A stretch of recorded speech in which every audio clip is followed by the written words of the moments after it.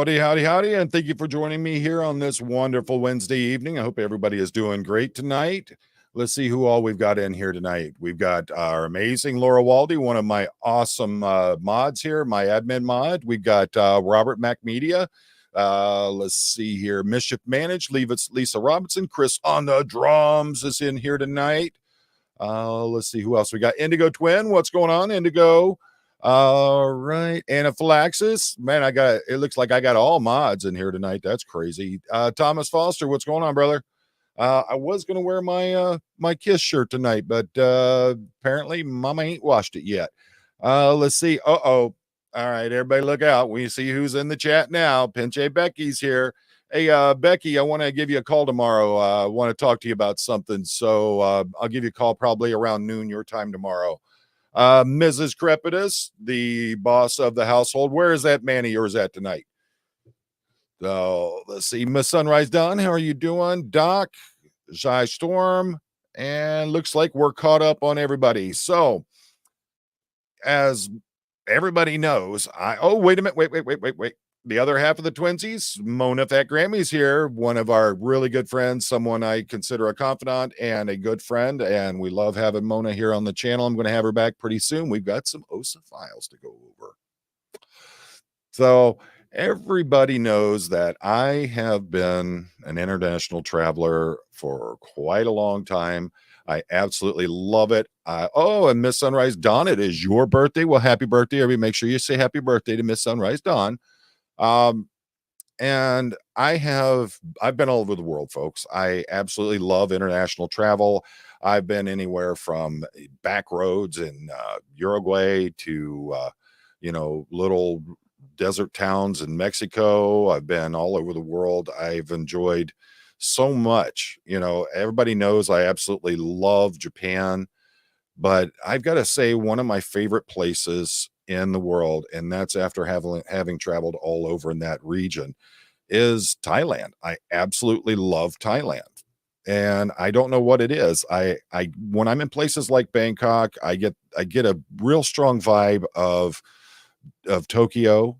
But there's something so different.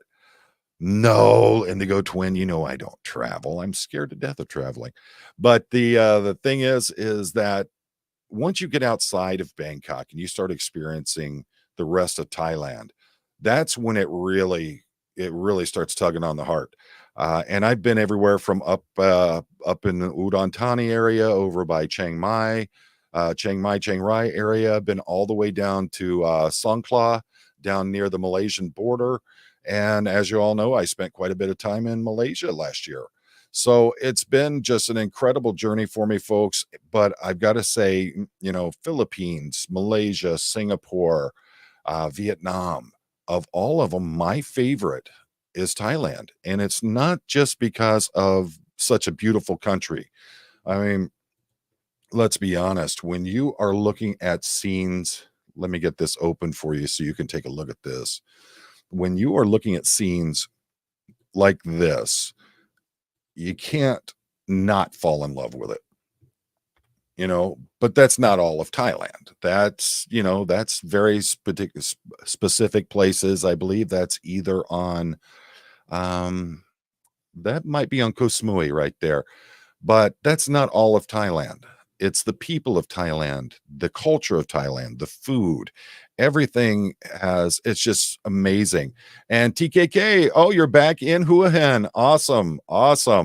Yeah, Hua Hin has but they have some great food there, like the Hat Yai fried chicken down there near Songkhla. Amazing. Hua Hin has great food, has great beaches there. I mean, I think up in Udon Thani, they have some of the best food going there. So, but when I'm thinking about it, and I've asked the wife numerous times, she doesn't want to move out of country. She doesn't like going any place where she feels like she's a foreigner. She doesn't like that feeling. But for me, I love that. I love that experience, learning these new things.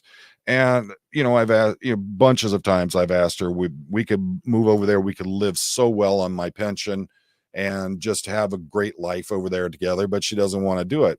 So, but I wanted to let you all hear from someone that has actually made the move, someone who is living their life there in Thailand, and see if this might be something that might be interesting to you. It's a new series I'm starting, A Life Abroad, and I'm going to be interviewing people from Japan, people from South America, all over the world. But I wanted to start it off with a friend of mine, someone that I've been watching for a while now.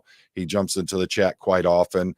And the thing is that, I think if anybody's going to give you the straightforward, honest answers about it, it's going to be this guy. So please, if you will, welcome my friend Dave from Gotta Love Thailand. Hey, Dave. Hi, everybody. How you all doing? Happy birthday to who was that? Somebody has a birthday. Was Let it me see here. Let me Miss get back Sunrise, to it. right? Miss Sunrise Dawn, I think. Happy birthday. Okay. And everybody else, Indigo Twin, all the people. It's all excuse me, the same people that I see when I go on your lives anyway. Ann Flassy. Yeah. Is that how you say it? Ann? How you doing? And you know what? They should all know you by now. They've seen you enough times. Yeah, I don't think. Yeah, now that a lot of people have come over. I've gotten my channel's small. I mean, it doesn't grow that much, but lately, for some reason, it's gone from maybe, I don't know, maybe 8 or 10 people a month to 100 people a month joining. So it has gotten in. The main thing for me too is, and we'll go once we get started, and I'll let John ask, or you guys can ask any questions. I'm not. If I don't want to answer something, I'll tell you I don't want to answer it. But you can ask anything as long as you're respectful, and I got no problem with trying to answer anything that anybody has. But I'm going to save that one from Laura. I've started for us so we can ask it later. So where are you at right now? What's that? I'm in Surin right now. I have built a house here with a new wife, and we'll get to that point eventually too. I built 2 houses here in Thailand. So I can show everybody real quick where you are at. Yeah, and, I'm in what they call Isan, which if you hear of Thai food, whenever you're talking about the spicy food, that comes from Isan. So if you look here, folks, if you look to that blue line to the left there, that is Bangkok, which is the capital of Thailand. And approximately 480 kilometers away, 6.5-hour drive, is Surin. And you're actually closer to Laos than you are to Bangkok, aren't you? Yeah, and Cambodia too. Yeah. It's almost stone throws. Yeah, they have they just built a new government center here in Surin, which I could almost throw a stone and hit from here. But before, and might still have to travel an hour to where it's at, because they put it real close to the Cambodian border, because they have so many people crossing when they built it years and years ago. Now they built a new one there, and they built a new one in Surin. And real close to Surin, we built my wife's family land in Ubon. Is about 3.5 hours from here to there. And if you go on my channel and you want to just look at specific things, you can look and see the house being built here in Surin, the house we built in Ubon. And you got little questions. Where is Ubon in connection to Surin? Ubon would be kind of like going, let's see, can you make it any bigger? Or no? Yeah, it's going to be to the right. Let's see. Oh, Ubon Ratchathani? Yeah, Ubon. Yeah, right there. Okay, right over in this area. To the border. That's why my mother-in-law. That's where my mother-in-law is from. She speaks Lao too, Lao and Thai, which it's hard enough for me. I'm horrible to talk Thai. I haven't learned what I should. I'm also actually embarrassed because, like I said, you'll find out I didn't consider myself a good person 20 years ago. I was an ass. And, if you moved next to me in the States 25, 30 years ago, and you were from any place but the United States, and let's say you're from Thai, and you came over and tried to talk to me in Thai, I'd say you better learn English or get the hell out of the country. So I was, so I feel like a hypocrite now, but it's really a hard language, man. I really have a hard time with it. It's hard. Well, we have a mutual friend in Dana from Gotta Love, from Idea Studios Bangkok, And I Right. was talking to Dana's wife, Jib, and we were talking about learning Thai. And she said, the problem you have, because I wanted to get a certain breakfast they had recommended for me. It was called Jok Mu. And so I went over in the street, street food area, Sukhumvit 93. And I'm like, where's Jok Mu at? And everybody's looking at me real strange. And I'm talking to a bunch of aunties right there, and they're all laughing at me. And I'm like, Jok Mu, Jok Mu. And they're like, ah. And I was literally standing at the cart that was selling the Jok Mu. And when I was It is telling this stuff. Jib that, she was laughing. She goes, I go, that's kind of cold. Them aunties taking the piss out of me there. And she goes, no, they were laughing because they think it's so cute to watch a Farang try to pronounce Thai words. And folks, Well, if you what don't it know, is with me, it scares me a little bit too, because you could say moo, moo, Mhm. moo, moo, moo, Yep. and one means you're an asshole, and one means you're the nicest guy in the world. So if you get it off the tone, off by Yeah. this much, you don't know what the hell you're saying, and you're saying something that's not liked, So it's hard for me. But Indigo's got it there. My brain hasn't been elastic since I was 10. So Well, I can't learn shit. But well, it's really hard, Jib was language to laughing at learn. me saying that I was asking for dog hair because the Dog way I was pronouncing it. And I go, bouncing it. Yeah, I'm it's like, tone. what the hell, Jib? How do I pronounce stuff? And she goes, you have to stop thinking about it like looking at the words. You have to think about it like you're singing. You're enunciating the different sound, Right, the different exactly. She's levels of right. it. And that's what Yeah. makes it. And I'm like, Well, oh, hell. it's tough too, because Yeah. if I don't know, how would you say this? If you like just talking, you're speaking normal English. I with my wife sitting at the table ordering something to eat, and then what would you like to drink? You have a Coke Zero, and the lady looked at me, and my wife, I go, Coke Zero, and she goes, Coke Zero. Oh, okay. Yeah. Well, that's what I said. Just But they say simple. Coke Zero. Yeah. Yeah. And the lady, oh yeah, we have, and so it's like it's really difficult for me, and it probably Even with is English because words, it could be old. like that. I know Swadai Kop, Kop Kun Kop, Yeah. Chai Mai, Ped Mai, Ped Mai. There's More than me, and I've been here 6 years now. It's horrible. I do, like I said, I feel like a hypocrite, and like I said, if you get to know me or whatever, I've changed my life since I was young. Well, it's a good for thing the that better. definitely knows English. So Yeah, it's for the better. So I tell the story about when I stayed on Sukhumvit 95 in an Airbnb, and the guy 2 doors down from me, American guy, they invited me over. I had dinner with him a couple of times, him and his family. I actually met a guy who's a huge Thai YouTuber through them. That's a friend of their son's. And I'm sitting there, and I noticed that him and his wife are constantly on their phones. And as we're talking, I find out he doesn't speak Thai, she doesn't speak English, but they're married.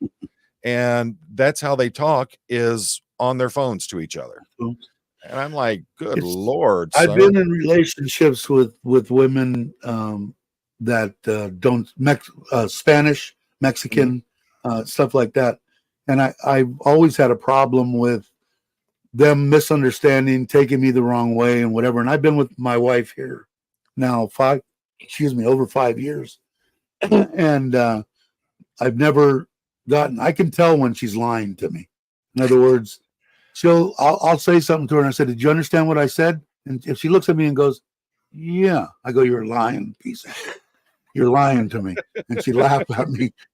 So you have to take the time to explain it. But I'm going to say 80%, but I've never gotten into, one thing, if you're not familiar with Thailand and probably Asian women, they're jealous as hell. Now, why my wife is gorgeous and why she would be jealous of this, I have no clue. But she, like I said, explained me kind of in a deal as when I first got here 6 years ago, completely, this one had passed away, 30 years with her. And we were going to come to Thailand. I said, I'm going to go anyway.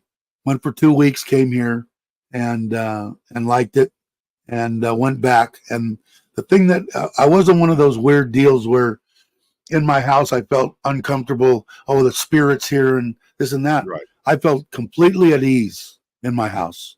Like my wife was there, but she was watching over me, right? And the problem is I never slept well. Maybe it's helped me in my life, keeping me alive. I'm a real light sleeper. I wake up 20 times at night, stuff like that. The problem was she had passed away. I'm sitting in my house. I'm waking up 20 times a night. And every time I wake up for a split second, I would think about my wife. Oh no, she's dead. 20 times a night. And after 2 weeks, I said, I'm out of here. And I came to Thailand in September and October. I moved here in November of 2018 and went back home. Was going to wait till January to come. Had secured a place in Kamala for a year. Got home. Same thing was happening. I said, nope. Booked myself a ticket. Filled up 2 suitcases full of clothes and a backpack. Got on a plane in the beginning of November and been here ever since. So before we go too much further into it, let's talk about who Dave Clark is. Where are you originally from? I'm from San Fernando Valley, SFE, right outside of Los Angeles in Southern California. I consider the best place in the world to grow up. If you look at American Graffiti, all the stuff from the 60s and 70s, it was all based on, as far as I'm concerned, Hollywood, San Fernando Valley, Van Nuys Boulevard, Cruise Night, all that stuff was what I grew up in. And I was into the motorcycle, more of the outlaw culture, the 1% type stuff. Not the greatest guy in the world, never considered myself a good person, still to this day. To this day, I consider myself because of this one, and she's tattooed on my arm. I got that 2 days after she passed, and because of her, she made me a better man. I was not a good person. You wouldn't want to. John would never have me on his show if he knew me back then. He would probably would never talk to me. I wouldn't talk to me. But 20 years ago or so, the last 3 or 4 years, 5 years with her before she passed of, leukemia in 2018. And had a really good, we had 30 years, but the last 2 or 3 were really close. And then once someone passes, my mom recently passed about a year ago. I remember that. I always thought in my mind, it was so devastating when my wife passed. And I started thinking about it. My mom was still alive then. And I said, I wonder if it's just as devastating to lose your parent. And I hate to say it, I love my mom dearly. It wasn't. But I was only with my mom until, I was out of the house at 16 and a half. I had a Panhead, I had a Harley. I was on the road, gone. And so the stuff I remember was growing up, lovely mom, single mom, took care of me, roof over my head, food, everything perfect. But when you're talking about a significant other that you've been with every day for 30 years, it's different. I mourn my mom still. It's been a year, but it isn't the same, man. Like I said, if you're with somebody, I would fly with them when they go somewhere in case the plane crashes. We both die at the same time is what I'm getting at. Right. I'm kind of happy, not happy, but she died young at 60. But I don't think she would have been able to handle it if I would have died.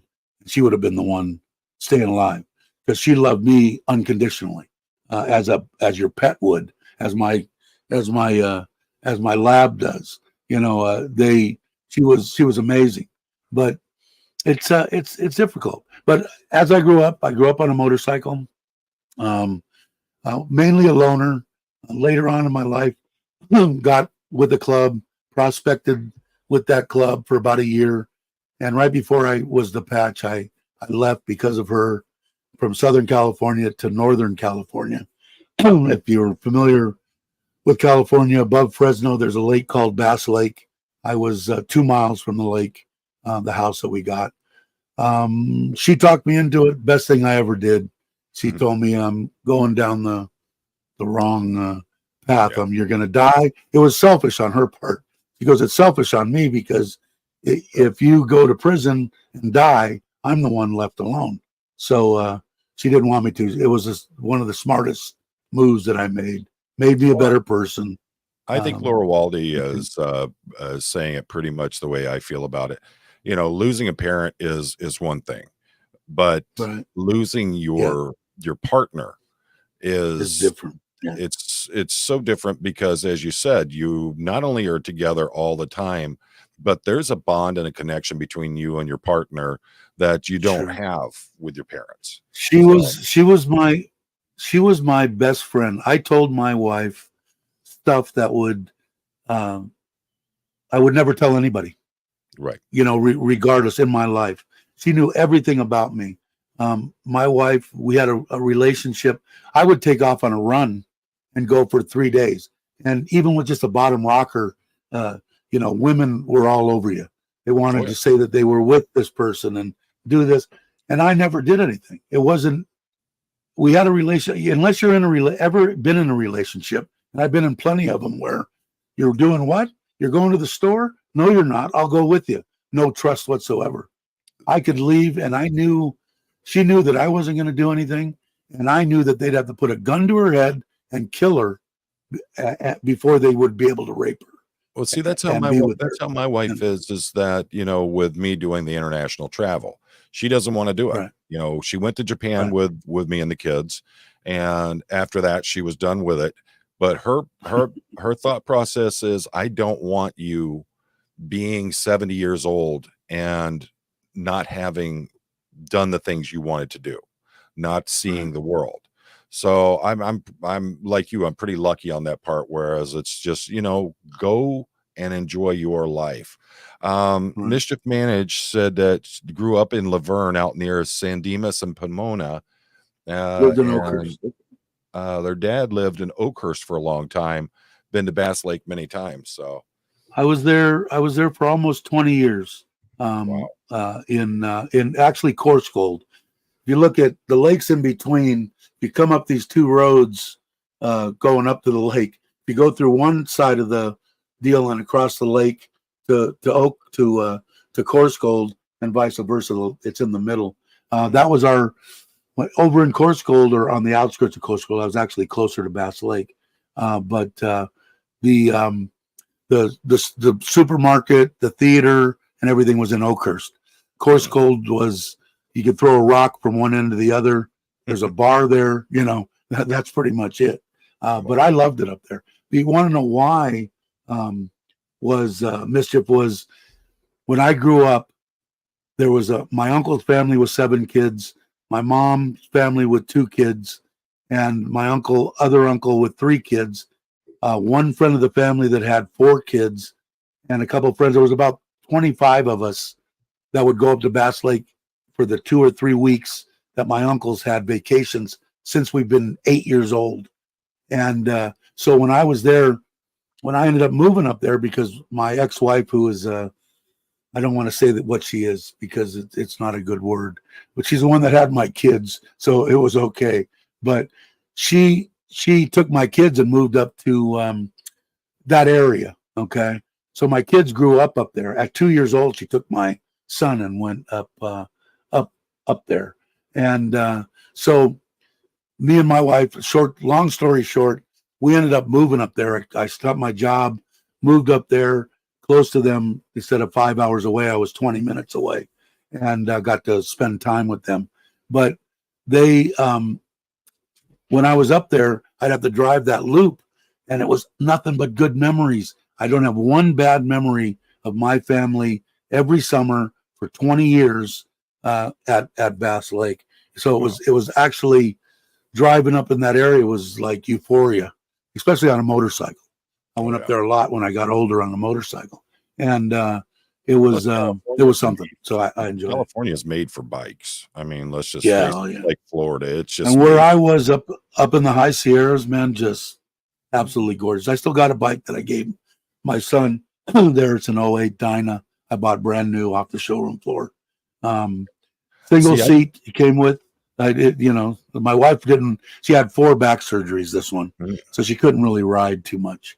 Right. I tortured her once. We went to Hawaii, and I rented a bagger instead of a car for a week.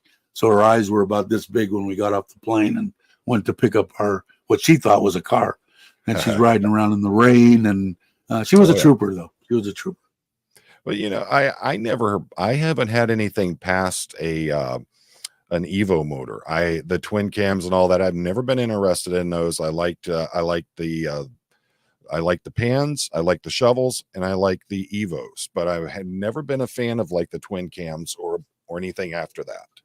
And well, the one up for that year that I had pretty much everybody that was running around with the club then had FXRs, rubber mounted, 80s, 87, I think was the year that I had.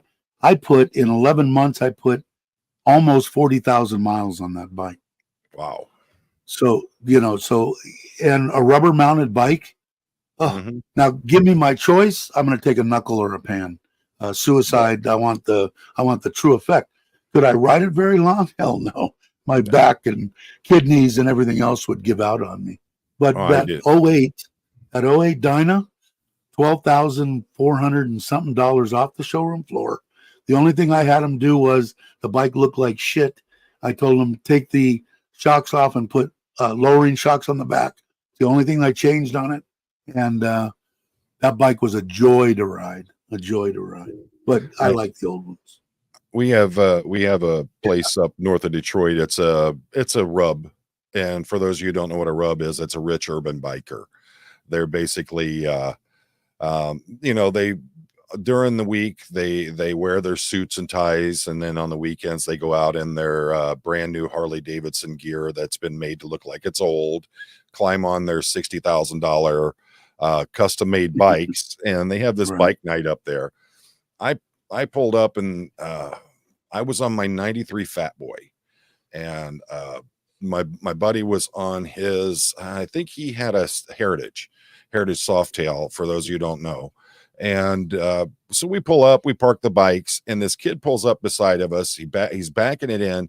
He's on a Orange County Choppers rigid 10 up, 10 out chopper. And if you know, that means that they've raised the height of the neck 10 inches up, and then the placement of the front axle that goes through the center of the tire is 10 inches further out than it would be on a stock bike.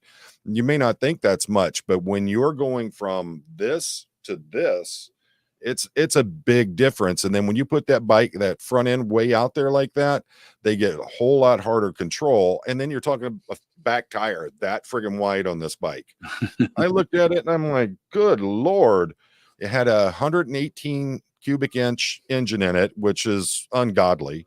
I think most of the Evos were 88 cubic inches or 80 cubic inches. So it was considerably stuff.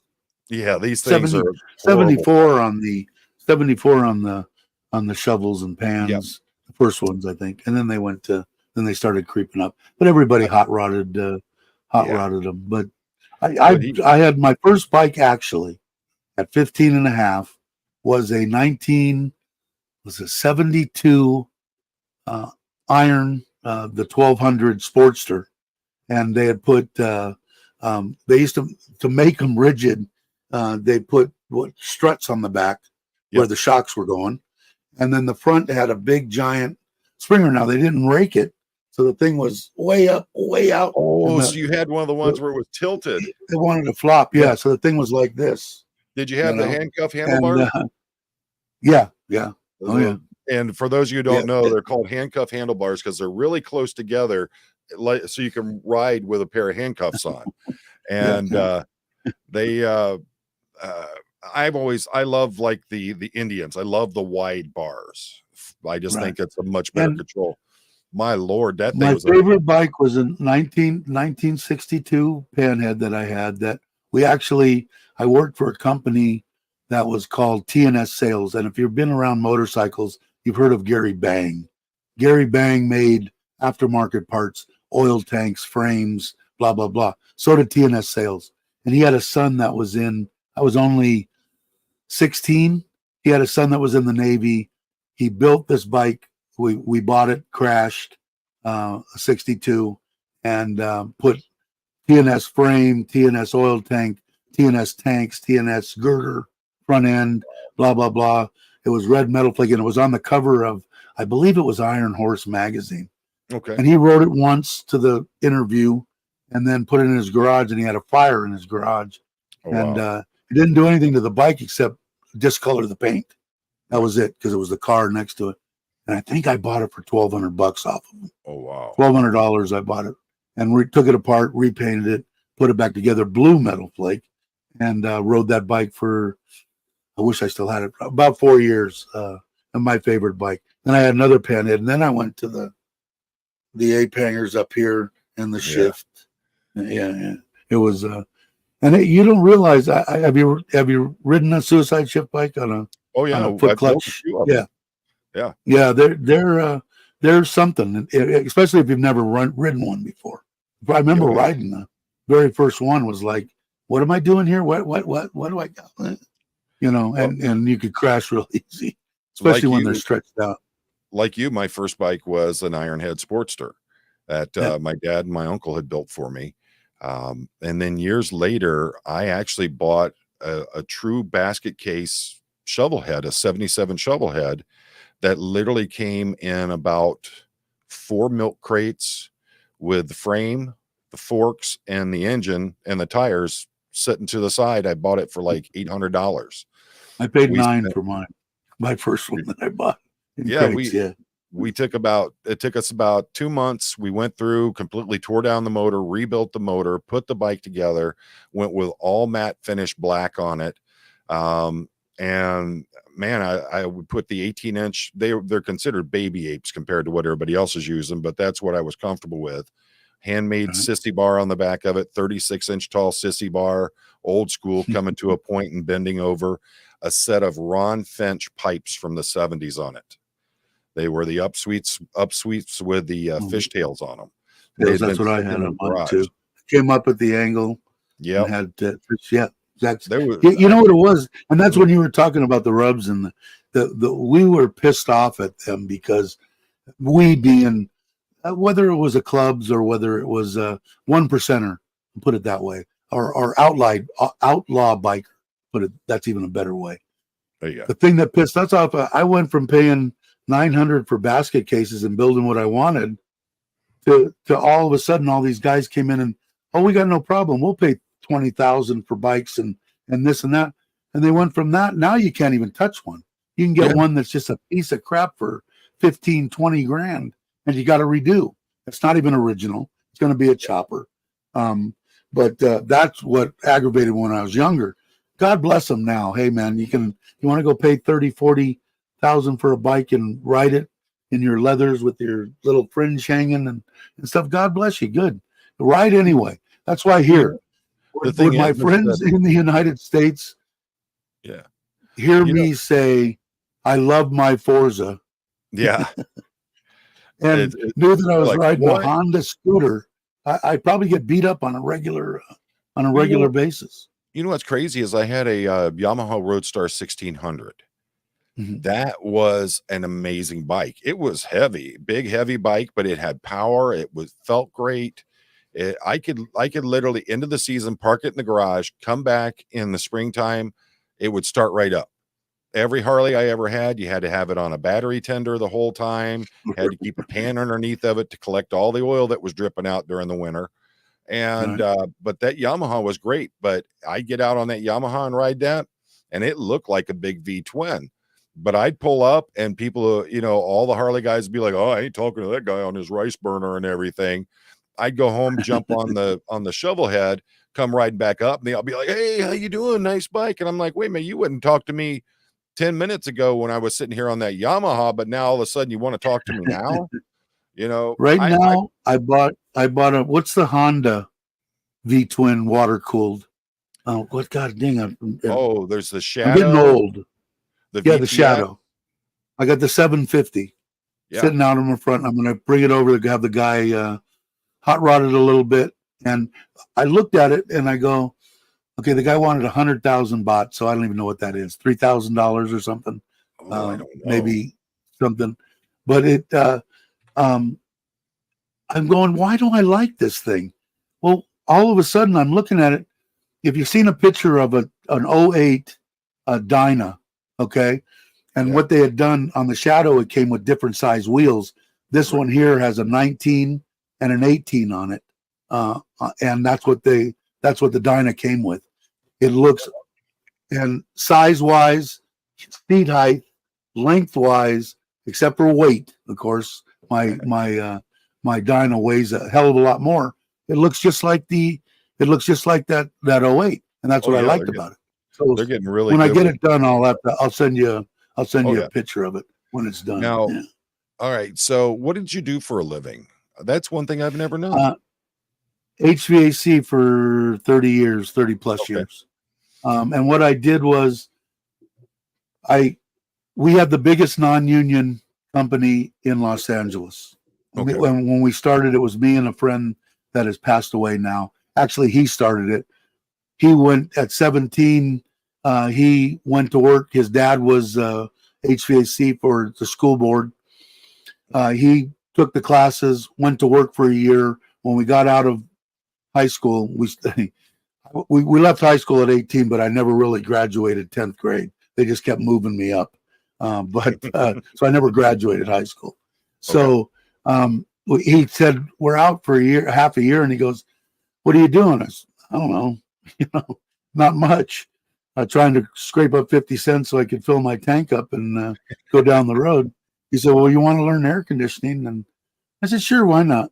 And so me and him started when I left. We didn't have an argument in 23 years and had an argument at 23 years. And I left everything behind. I was in charge of the installation division and had probably close to 90 guys working for me. And he was in charge of basically the service department, had like 35, 40 guys and all the office personnel. It was a big company. And I walked away from it. I was making over 200,000 a year. And plus all the benefits and what you could hide and everything else that I won't go into. But, so I did that. Then when I left there, that's when I moved up to Central California, watched my son go through high school, and I didn't get to spend much time because my ex-wife refused to drive the kids halfway. So if I wanted them for my weekend, I'd have to drive up on either a Saturday morning, pick them up, drive back on Sunday, drive them off 5 hours there, 5 hours back, 5 hours there, 5 hours back. Wow. I was working during the summertime. I was working damn near 7 days a week, 12 to 14 hours a day. That's when we made our money, hotter than the hubs of hell in the valley, 105, doing it. So I felt bad. And then my son called me up out of the blue, and I had just left and was working for a friend doing some air conditioning stuff. And my son called up and said, hey, Dad, I made the JV football team in his freshman year, which is a big deal. Right. Oh, yeah. And I said, man, so I told my wife, I said, let's drive up there. And it was up at, in Corscold. He went to the school up there and surprised him. And after that, it was right when the housing market was starting to rise, and so we started looking for a place. I said, worst case scenario, we'll buy it. We'll use it as a retirement up in the Sierras. And if I can't find a job or whatever, found a job, bought a place, and ended up staying up there and watching him go. And he ended up coming and moving with me. His mother got so pissed off that I was only 20 miles from them. She was a drunk, and she made the mistake of telling them both. My daughter was older, a couple of years older, and said, hey, if you don't like, go live with your father. They called me up, told me that. I said, I'll be there in 15 minutes. They said, well, it's a 25-minute drive. I said, I'll be there in 15 minutes. Just take what you want. I'll buy you all new shit. And went over there and picked them up, and they went in, they came out, and I still remember my son's face walking back and going, Mom wants to talk to you. I was like, get out of the truck. She's got a glass standing in the doorway. I remember like it's yesterday. Why don't you just die? And I said, well, eventually I will. I got to go now. And went back, and my son got to stay with me. We got to race go-karts, and I got to enjoy my children for at least 3 years anyway. My daughter took off. She was older. She was ready to go to college. Right. But I loved it up there. And we were up there until she passed. She spent her last days in the house. I drove her back to the hospital. And she went to the best place in the world was Stanford for leukemia, for bone marrow transplants and stuff like that. We had a hell of an insurance policy. She was on Social Security disability, and I had the Gap insurance and Blue Cross, Blue Shield, whatever it was. It was like $3 million by the time they got done with stuff. And I think I paid $50 towards that. The insurance was phenomenal. And went back to the hospital. She stayed home. She was only home for a week. And after the transplant, and after you had to in Stanford, you had to live within a certain ring of the hospital there in Stanford. Now you got Google and all these companies. A little shit apartment was $3,000 a month. You know? Yeah. So you had to stay there. I had to stay there, and she was in the hospital. And then when she got out, we would stay there for about a month or two, and then I would take her back every couple of days to the hospital, and they'd check her out and stuff like that. Really weak. There's only one ex-wife that I would wish this upon. Man, to have to watch somebody die that you love is like the worst ever. Yeah. I watched them bring her within this close to dying. No immune system, nothing left, and then inject her and say, okay, go. She couldn't walk. She couldn't do anything. I mean, it was amazing, the shit she went through. And I know she went through most of it for me. We had a pact. We never really talked about dying. We had a deal that if we got cancer that was, you're going to die, what do you call it? Terminal cancer. We wouldn't take any kind of stuff. So when we found out about it, I remember leaving the hospital and going to a pancake breakfast place and sitting there and her going, so I'm going to die and we're not going to do anything, right? And I go, well, no, they got like 85, 90% success rate on these bone marrow transplants. She goes, oh, so I'm going to try. I said, yeah, well, unless you don't want to, it's up to you. It's your body, your life. But if they tell me terminal, even to this day, I'd go, okay, we'll see you on the other side. You know, I would not, I watched her. I watched her completely, everything gone. Yep. And to me, it's quality of life. Yeah. So if I'm only going to live for 6 months versus living for 9 months or a year, I'll take the 6 months without the puking and the, the other stuff. She did a lot of it for me. I know she did. She wanted to hang because her sister told me afterwards, she goes, I'm worried about, what's going to happen when I'm gone with Dave. And she was always that way. And the whole time, I think I told you earlier, I never realized that she was going to die except for 3 days before she passed. And I was in the hospital, and she had like 5 doctors, and they're all coming in. And there was this one lady, younger lady. To me, she was younger. She was probably 40, right? And she came in, and the thing that I accredit myself to being alive today is being able to read people. If you're a normal person, right? You go into a bar, you go in there, hey, Bill, how you doing, John? Let's have a drink. Let's do this and that. When I go in a bar, I'm going, that guy's got a gun. That guy's got a knife. The back door is back there. The front door is over here. There's a side door over here. If shit goes down, I'm going this way. And I think it kept me knowing that stuff. Well, I looked at this lady and I'm going, she's scared. This doctor. And she went out, and the next day she came back, and they came in pretty much every day. And this time when she left, I told my wife, I got to go out to the car. I'll be right back. And I went out after her and tapped her on the shoulder, and she kind of startled her, and she turned around. And I said, you know what, man? I've never been afraid of nobody or nothing my whole life. and I'm scared to death that I'm going to lose my wife. And I see some kind of fear in you. And she just teared. She teared. And I said, could I lose my wife? And she said, yeah. Wow. Because we're going to come in and talk to you tomorrow. I'm going, oh, shit. Well, now I've got family there. And I never really got to sit with my wife and say, you know, this, that, the best that I could get out. My wife was really religious. So I'd ask her when they came in, they said, okay, here's the deal. You can we'll stop giving her the antibiotics and all the kind of stuff that's going, and she'll probably last a couple of days, or we can keep her on the antibiotics and all the crap we got her on, and she might live a week. So I looked at her and I said, what do you want to do? You don't want to hang, do you? And she said, no. So I said, here's the only thing. I want you to give her morphine and all the drugs and stuff, but I want her to be lucid but not in pain, if that's possible. I don't want her to just be, you know, like this for the next 3 days. Because I planned on wanting to talk to my wife before she died, you know? Yeah. So they did that, and all the family came and stayed. And they told me, you got any pets, bring them. That Stanford was just unbelievable, unbelievable. The people, she was never a number. She was always Miss Nona. She was, you know, when they knew that she was going to pass, this is how these people were. The doctors, 5 doctors, maybe 8 or 10 nurses that actually worked with her, came in that day and said goodbye to her, one at a time. Came in, wow. Sat next to her, held her hand, and said, you know, it's been a pleasure, and went out. And then came back in. Well, all my relatives are there, and they let you stay in the room. And I never got a chance to, I guess what I'm getting at is I never had a chance to sit down and talk to her. What I did get to say to her numerous times was, are you scared? I couldn't even get that out. Nope. I know exactly where I'm going.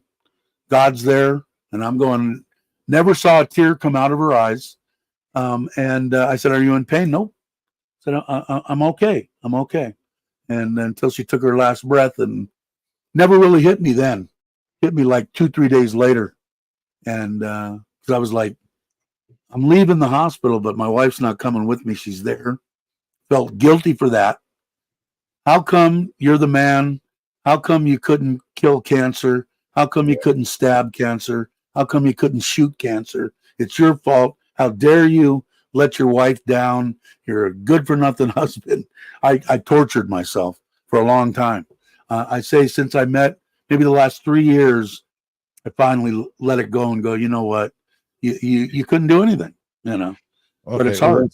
Let's remember, you had probably one of the best cancer centers around. Oh yeah, they couldn't stop it. So how could you? And I just I was just that way, man. If you're my like now, my wife now is my blood. Her children are my children. I will die for them. Anything, you know, anything goes, and I will protect them. There's no one or nothing that's going to harm anybody in my life that I can do. But what I had to get in my mind was, you can only do that with things that you're in control of. There's not a man trying to kill your wife. It's cancer. You have no control over that. But it was hard for me to realize. You know, you'll never have an ability to do anything to. No. And I figured I would be the one smoking 3 packs a day for 60 years or whatever, 50 years. And now I'll tell you an easy way to stop. I'll tell you an easy way to stop cancer. And I haven't talked about this yet. Came to Thailand, met my wife now. We were only together 5 months. It was right before COVID. Okay.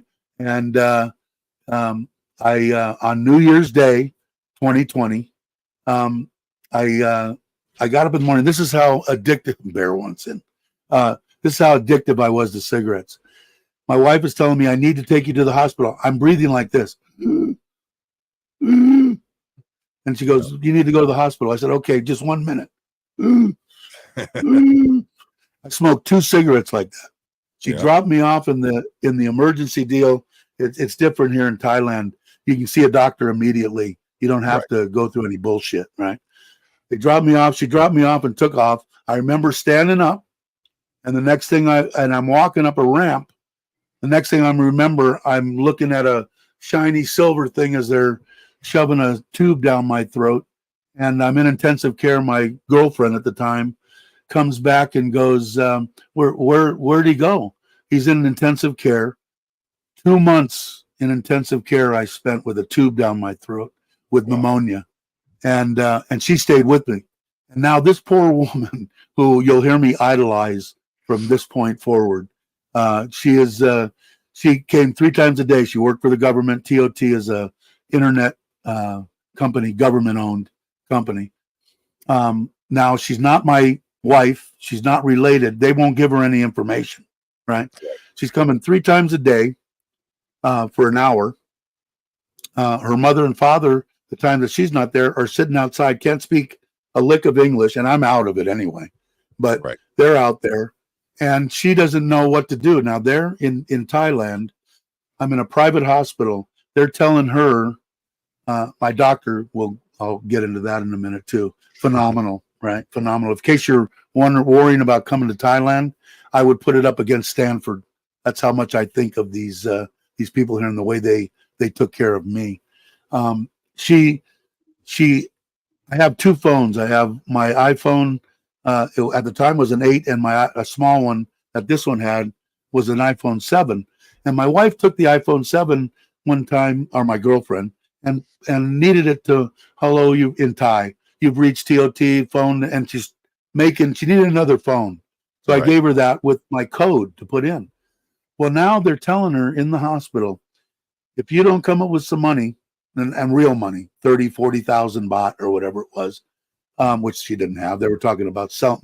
They know me 5 months. 5 months I've been with this woman. So, should we get money against the property? We could sell your truck. We could sell this. I don't want him to die, right? What they told her was the government hospital is only about maybe a 5-minute ride from the private hospital. They said he will die on the way to the government hospital because the oxygen that they use in that ambulance is junk. He will die on the way over there. So she's panicking. Well, she finally realized, oh shit, I remember the code. She got on there, went on Facebook, said, hello, my name is Nitnoy. Dave is my boyfriend. I don't know what to do. I don't know who to, please, please, please. My one cousin who's the same age as me, and we're like this, more than my brother. My brother helped too. But he was, are you a scammer? Show me pictures. Send me pictures of him in bed dying and, and shit. And you're not allowed to take pictures in there. My doctor said, take all the pictures you want. Do what you want to do, whatever you got to do to get these people. Now, my cousin said, I want to talk to you. She pulled her on there. My wife's a little shy because she doesn't think she speaks that great of English. He said, you love my cousin, right? I said, yes, good man, good man. Okay, where do I send the money? Boom, boom, boom. My cousin Rich sends what she needs. Then they get me out of it. Of course, I still have the tube down my throat. I give her the passwords and the stuff to my accounts, and and she moves all the money. But 3 months, 2 months in intensive care with a tube down my throat. It cost me $1 million baht because I'm a procrastinator. In case everybody that's here doesn't know, if you come to my channel, I'm the worst procrastinator. So I was still, I need to get, so if you're coming to Thailand and you're going to live here, you need to get insurance. And I was right on the cusp. Should I go with this company or with that company? Boom, I'm in the hospital, $1 million baht. Now, that's for 3 months. What do you think that would cost in the United States if you were in intensive care for 2 months straight and a private room? Hundreds of thousands of dollars, but $1 million Thai baht is $28,000 in the foreign exchange. That's what it cost me. Now, when we got married, I got her insurance, and she's through the government, so it's like having kind of a regular insurance thing where they pay they pay a weird amount, like 85%. I'm gonna let my dog in here. Hold on 1 second. Okay. Come on. So, and folks, one of the things I'm doing here is I wanted you all to get the real feel of this, not just someone who just goes over and visits for a little bit. Oh, which one is that one? This is Bear. He's a golden and lab, and now I just got 2 chocolate labs, females, sisters, and we're going to breed to him. They're about 5 months old now, 4 months old, something like that. They're outside running. You, right? What's that? Bear's the one. This one? Yeah. Oh yeah, he won't. He's laying right here. He won't leave. He'll stay. So but when you now you and your wife had made plans to go to Thailand, and you of right. course didn't get to do it. So you decided to go on your own, and you went to Phuket for your first visit to Thailand. Yeah, I went to actually stayed in the place right next to Kamala is a awesome hotel and place called Surin Beach, Wow. and I stayed there in a hotel for 2 weeks. Rented a PCX, rode Okay. around, went back home, and came back 2 weeks later, a week and a half later. Wow. And folks, if you And don't I if was you there. don't realize, Phuket is an island off of, I think it's the southwestern side of Thailand. What's that? I'm sorry, I was trying to read Phuket's an something. island, but it's where off the Yeah, southwestern side of Thailand. yeah, in the southern part. Yeah, it's the biggest island in Thailand, and it's on. It's pretty much like being on the mainland. I mean, there's a little bridge that goes across, and the rest of it. It's a awesome place if you ever want to visit Thailand. I would definitely go there. So if Yeah, you're I was folks, just if you're looking reading. here on the map, you'll see here's Thailand in the center here. This is Bangkok right here. Dave lives over about in this area here. This is Right, Phuket all the way down here, and I've right. got it centered in on Surin Beach. Yeah, So that's awesome island, man. And that has all the islands onto the right on me looking at it. PP Island, all the stuff that you want to go and the places you want to see, and the stuff that what John showed in the picture earlier, that kind of stuff, all out there and accessible. When I stayed there, I actually drove over to the pier.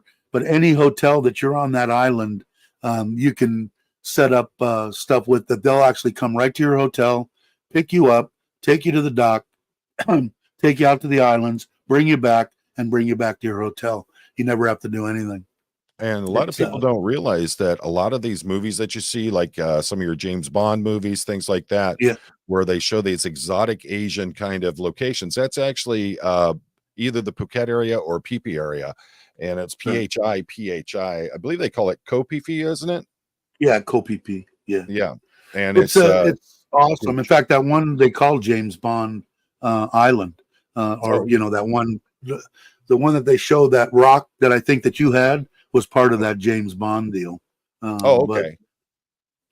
That'll yeah, I work. was trying to. Yeah, what it. It's really weird because, and I'll give you just a short little deal of when I was younger. My stepdad was not a nice man. He beat the crap out of me and all this kind of stuff. But my brother, who's my half brother, I was out. I was out when I was 16. We were 10 years apart.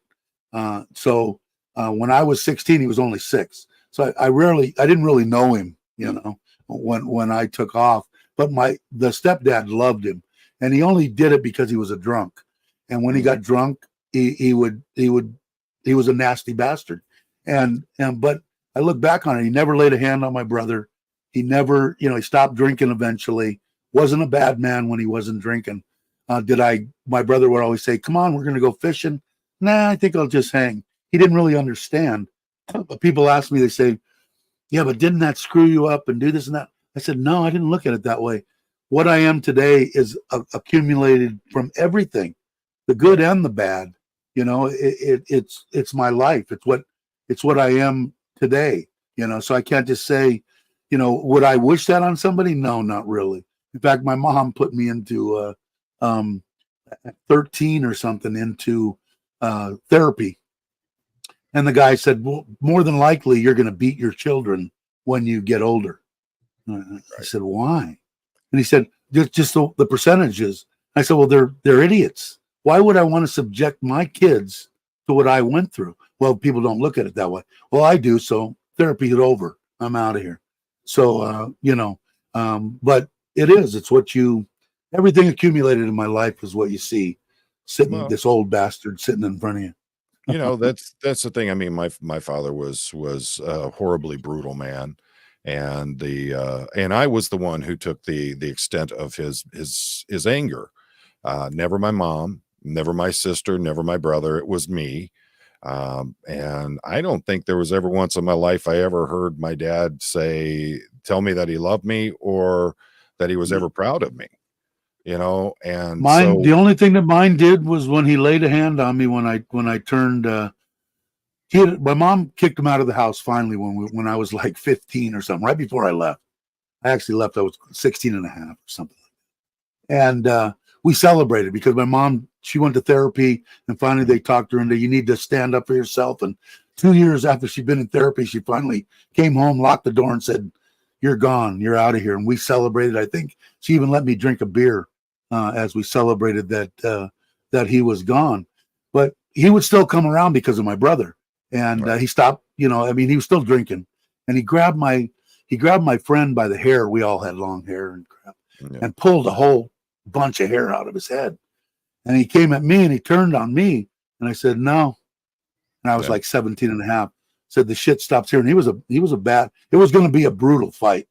It was going to be brutal. Right. And I said, "No more, old man." And he looked at me, and it was like a rite of passage. Okay, now you're a man. I made you a man, and blah, blah, blah. And he never came at me again after that. And then he died. My brother called me up.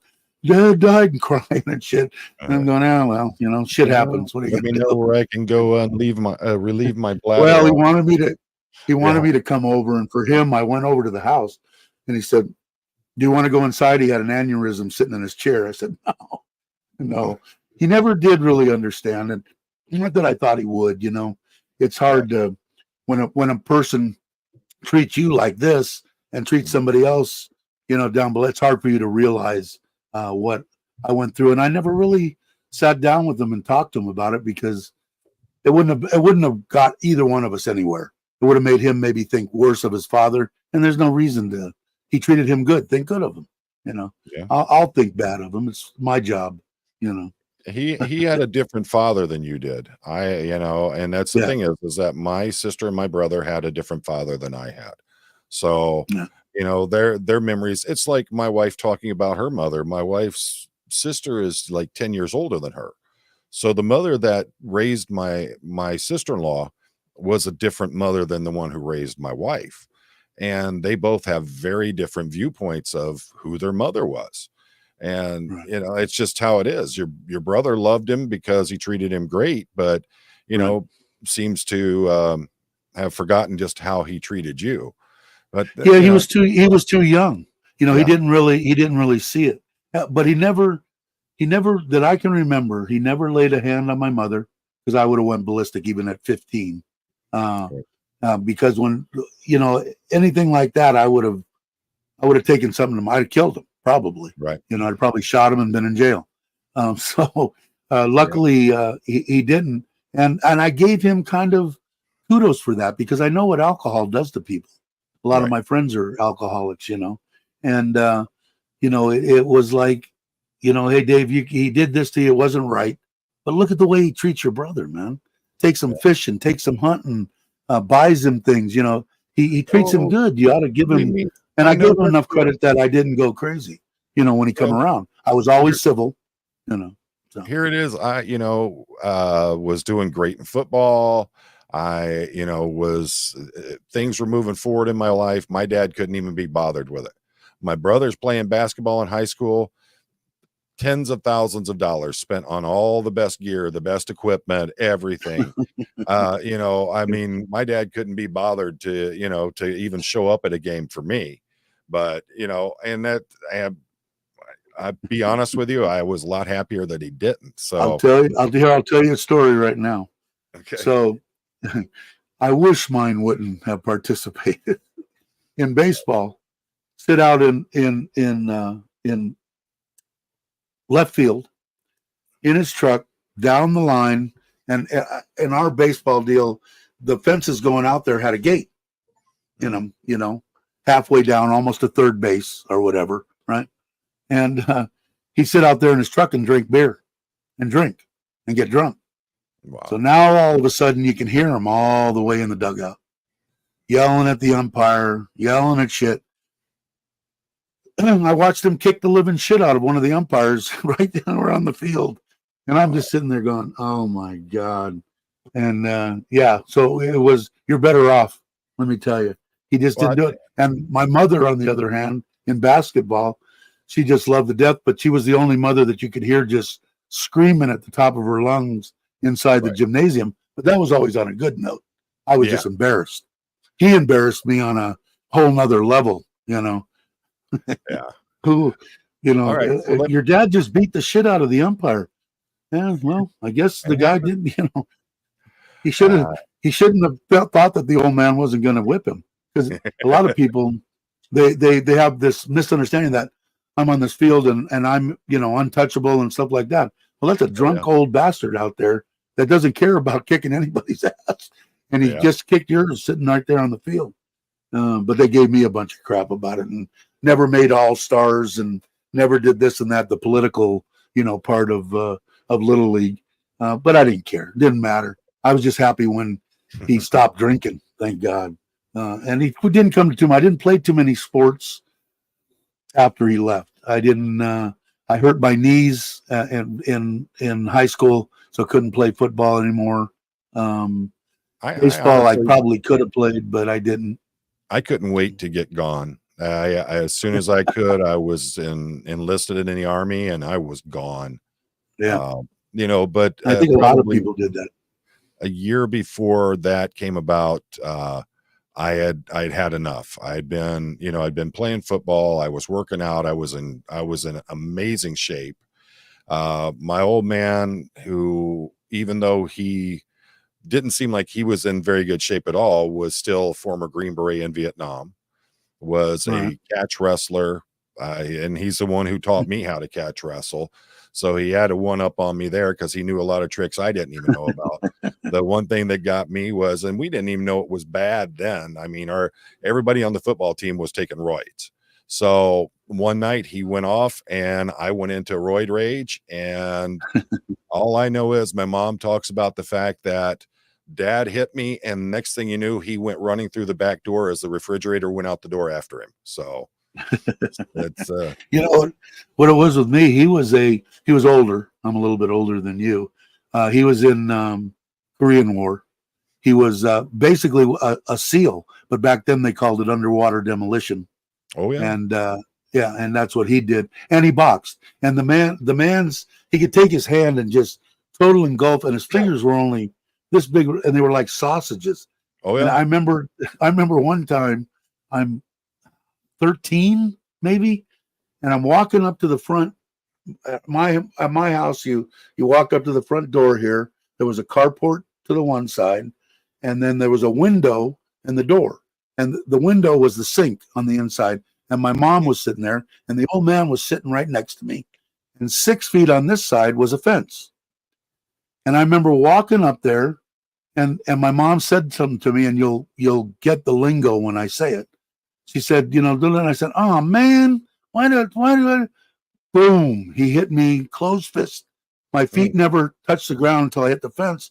And I didn't know what the hell. Don't you ever call your mother a man. And I went, what? She wanted me to do something. And I went, oh man, you know, and I never said that anymore. I learned my lesson. But, you know, he was, there was some interesting, I remember another time he told me to get my hair cut, you know, because he was a hick from Georgia. Right.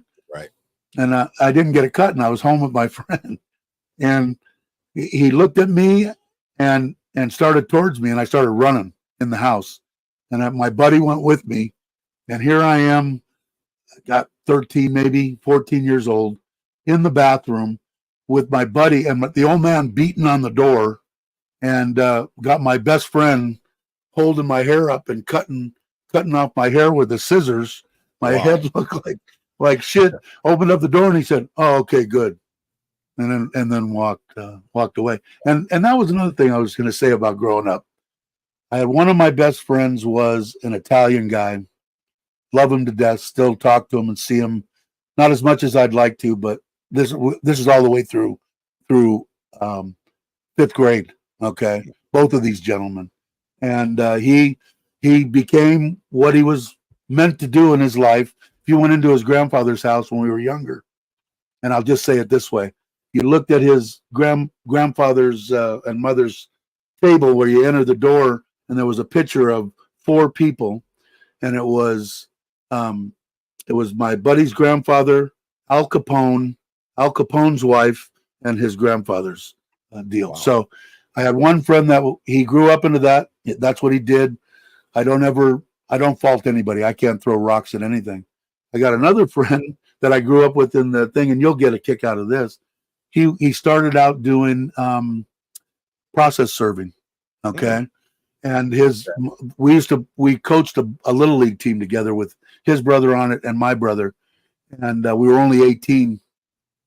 His father had coached the team, and him and the coach, they were worked at Rocketdyne, and they got put on a swing shift. So they couldn't coach it. We only played one game and we lost it. We were like helper coaches. Right. And they wanted to disperse the team and take 2 kids and give it to this team and 2 kids and split up the team, right? And we said, we'll do it. We're 18. We can do it. And they were like 35-year-old men with their kids, right? No. Finally, they let us do it. We ended up winning every game. His brother pitched one, and my brother would pitch the next game, and we won all of them. We won the whole thing. They hated us. But his mother, we'd go over to his house with his wife, and we'd sit down. She always made enchiladas for me once a week. She knows that I loved it. And then we'd get the call from her mother.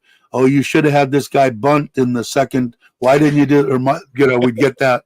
And we'd laugh and, drinking a beer at 18 and having a good time. But she would write his whole route on where he would go, and then he would go. Then he finally became a marshal, which they no longer exist now. Right. And he became a marshal, and he did all the serving and that stuff. Then he became a sheriff, and he became in charge of the courts in LA of any high profile case. If you've seen Judge Ito and O.J. Simpson and a big, right, tall blonde guy, that's my buddy Steve. He was in charge of high profile case court trials. He'd have his crew inside in plain clothes, did all the security for Lindsay Lohan, O.J. Simpson, any big trial, right? And now he's retired. But so I had one guy on this side in law enforcement, and one, it was an interesting group of kids when we grew up. But both of them stand-up guys, different lifestyles. Like I said, it was just really weird. When you're young, when I was younger, you would never talk. I would never talk to any kind of law enforcement. Never do anything. Have I changed my attitude? Yeah, I'm just like the outlaw. The outlaw stuff is it really kind of pains me because most of the brotherhood that I see now is gone, and right, and a lot of it is because the same cases that you would get for guns or whatever you had illegal. Okay. They used to give you 2 years. Now they're going to give you 20 to life on the same beef. Right. And so I understand, but if you're still going to do that lifestyle, then just don't do it if you're not going to. But I understand why somebody would come in and they say you're going to get 20 to life on this deal. And they go, okay, I'm going to rat out Bill, Bob, John, and this. And, do I like it? No, I think it's right. No, but I understand it, But it's just the stand-up, the brotherhood isn't there anymore. And, I would have died for anybody, even as a prospect. I would have died for any of the guys there. I took a bullet, did whatever. And I know even as a prospect, they would have taken care of me. They told me so, I don't know. So that stuff, that stuff's all, I don't understand a lot of it, but I like my life. I think I'm a better person. Now I'm at that, if I'm an outlaw side, I'm going to talk to whoever the hell I want to, and I don't give a shit what anybody says.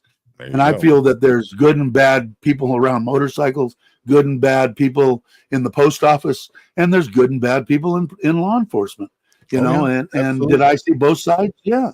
Did I get the shit beat out of me in cuffs before? Sure. Was it because I was loud mouthing and being a complete idiot? Yeah. I finally had a friend going, have you ever tried just being respectful? I said, no. He said, I bet you'd be surprised. And I tried it one time, and because I even got cuffed like this one time. And talk about pain. Yeah. I mean, they dislocated my arm. They dislocated my arm, but that was when they had 4 of them take me to the ground, and I was still going at it, being an idiot. And you know, and always behind, and always tight as could be, to where it hurt my wrist for months. And after I, you know, yes sir, no sir, yes sir, no sir. Are those cuffs tight? You want me? Let me loosen those cuffs up a little bit for you. It was amazing to me. Night and day. For the most part, I'm going to say 98% of the cops that I had been arrested by were actually pretty decent folk. You know, they weren't.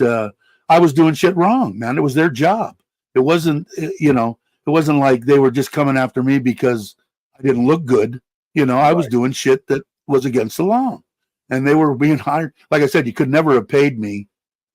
You couldn't pay me enough money to become a law enforcement. As far as I'm concerned, they got targets on their back. They get the shittiest, you know, it just didn't agree with me. You want to pay me 300,000, 400,000 a year? Okay, maybe I'll give it a go. I wish. You want to pay me what most of the cops get? No way. The shit they got to do and walk into situations that you don't want to be in, and domestic shit. And, you know, like with my son, like I've changed my deal on, first it's like when you become a father, okay, at least with me, and this is only for me, it was like, okay, my whole thing was, I don't care who you are, I don't care how big you are, F you, you know, I ain't taking no shit from nobody, never, okay? Mm-hmm. Well, when I was younger, we'd get in a fight, and I'm talking in the early 70s, late 60s, you'd pick the guy up, and more than likely you were drinking beer, and he was a friend. Well, it was you made a friend. You get into a fight, and I mean, I know there's some personal experience back then. You know, you get into a fight, like in high school or whatever. You get into a fight, it was over with. You shake hands, and you went off together, and got over with. And my son was in Fresno. I don't know if people know about Fresno, but Fresno is a shithole. They got some of the worst gangs in the world down there, right? Wow.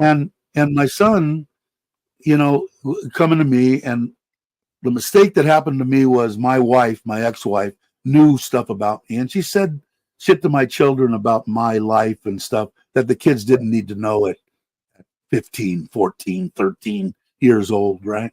If they would ask me when they got older, I would have told them, you know, whatever. But it's, Dad, you did this, and you did that, and you did this, and you did that.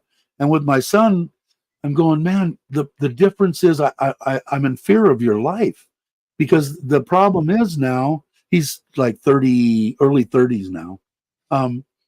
You go down to the theater in Fresno, the 20 Cineplex or whatever, you get in a fight with a little guy that, you know, caused you shit and giving you shit, and you take care of business. That guy runs to his truck, gets a 9mm, and comes back, and you're dead. Yeah, you're dead. And the Mexican kids, the ones that I knew from jail and all this stuff, and I talked to one young guy years and years ago, in 1999, actually. He was only 21 years old. He was up on murder, and we happened to be in county at the same time. He was right next to me, had a brand new baby. And I said, why are you guys doing this? I said, for one thing, why are you spraying bullets? Do I think that certain people need to die? Yeah. Do I think that child molesters are breathing my air and wasting my air every day? Do I think they ought to be rehabilitated? No, they ought to be dead. That's my personal opinion. But this kid was in there, and what I found out from there, he goes, we don't do that anymore. This is in 99. He said, we don't do any spraying neighborhoods and killing grandmothers and babies. That's somebody else. We've all come to the agreement that we're going to stop. Well, he had killed this guy, and he didn't care about going to jail. Right. His thing was like, I've got a family in jail, and I've got a family out of jail. 20 years old, right? And a brand new baby and a brand new wife, and didn't care whether he was going to spend 20 years in jail or 20 years on the outside. They were both his family, and he felt comfortable, you know. I'm going, wow, man. I don't know. I'm in a 6x9 right now, and I tell you one thing, I don't like it. I don't want to be in one for very long. And I learned my lessons early, so I got lucky. Well, I'm gonna tell you a story, and I want to see how this see how much it mirrors your experience. Okay. My first time going to Thailand, I fly into Suvarnabhumi, which is the big airport there. And for those who don't know, it's the big airport in Bangkok, and that's where most of the stuff where most you fly into, and then you fly out to the other places on smaller lines. And it was one of those things where you're in an air conditioned flight and all that stuff. Everything's great. Get into the airport, it's actually a little bit chilly because the air conditioning in there. I get to the doors to go out to a cab, and the doors open. I walk out, and literally it felt like it was knocking me back inside. It was so hot and humid. Was that about how it felt for you? Oh yeah, oh yeah. So see, I was semi used to it because I went to I spent, and I'll just say it real quick so I don't lose your train of thought. I went for 8 months to Costa Rica.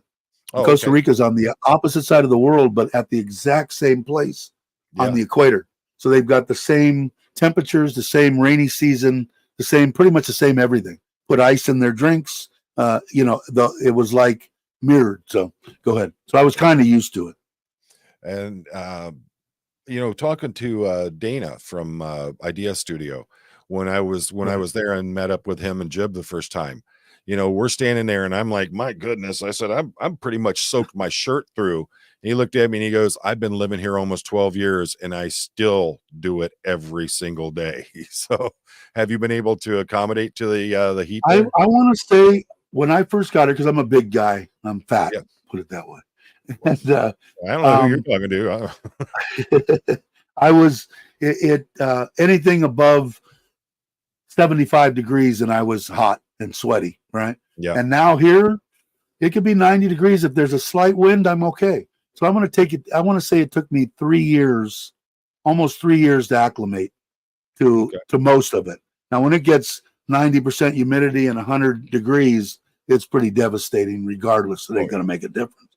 But I could take 80. Like I could probably go to sleep. I keep my air conditioner on all the time. My poor wife has the comforter over her head all night long, freezing, and I'm laying just in a pair of night pants and no shirt on, and the air conditioner set at 70. I like to have something over me a little bit, and but I think that if I had to, if it was 80 even or low 80s, like it was real comfortable yesterday, a fan would do it. Fan would do it for most Thai people. But that's another thing that you're probably going to get into too that you want to talk about.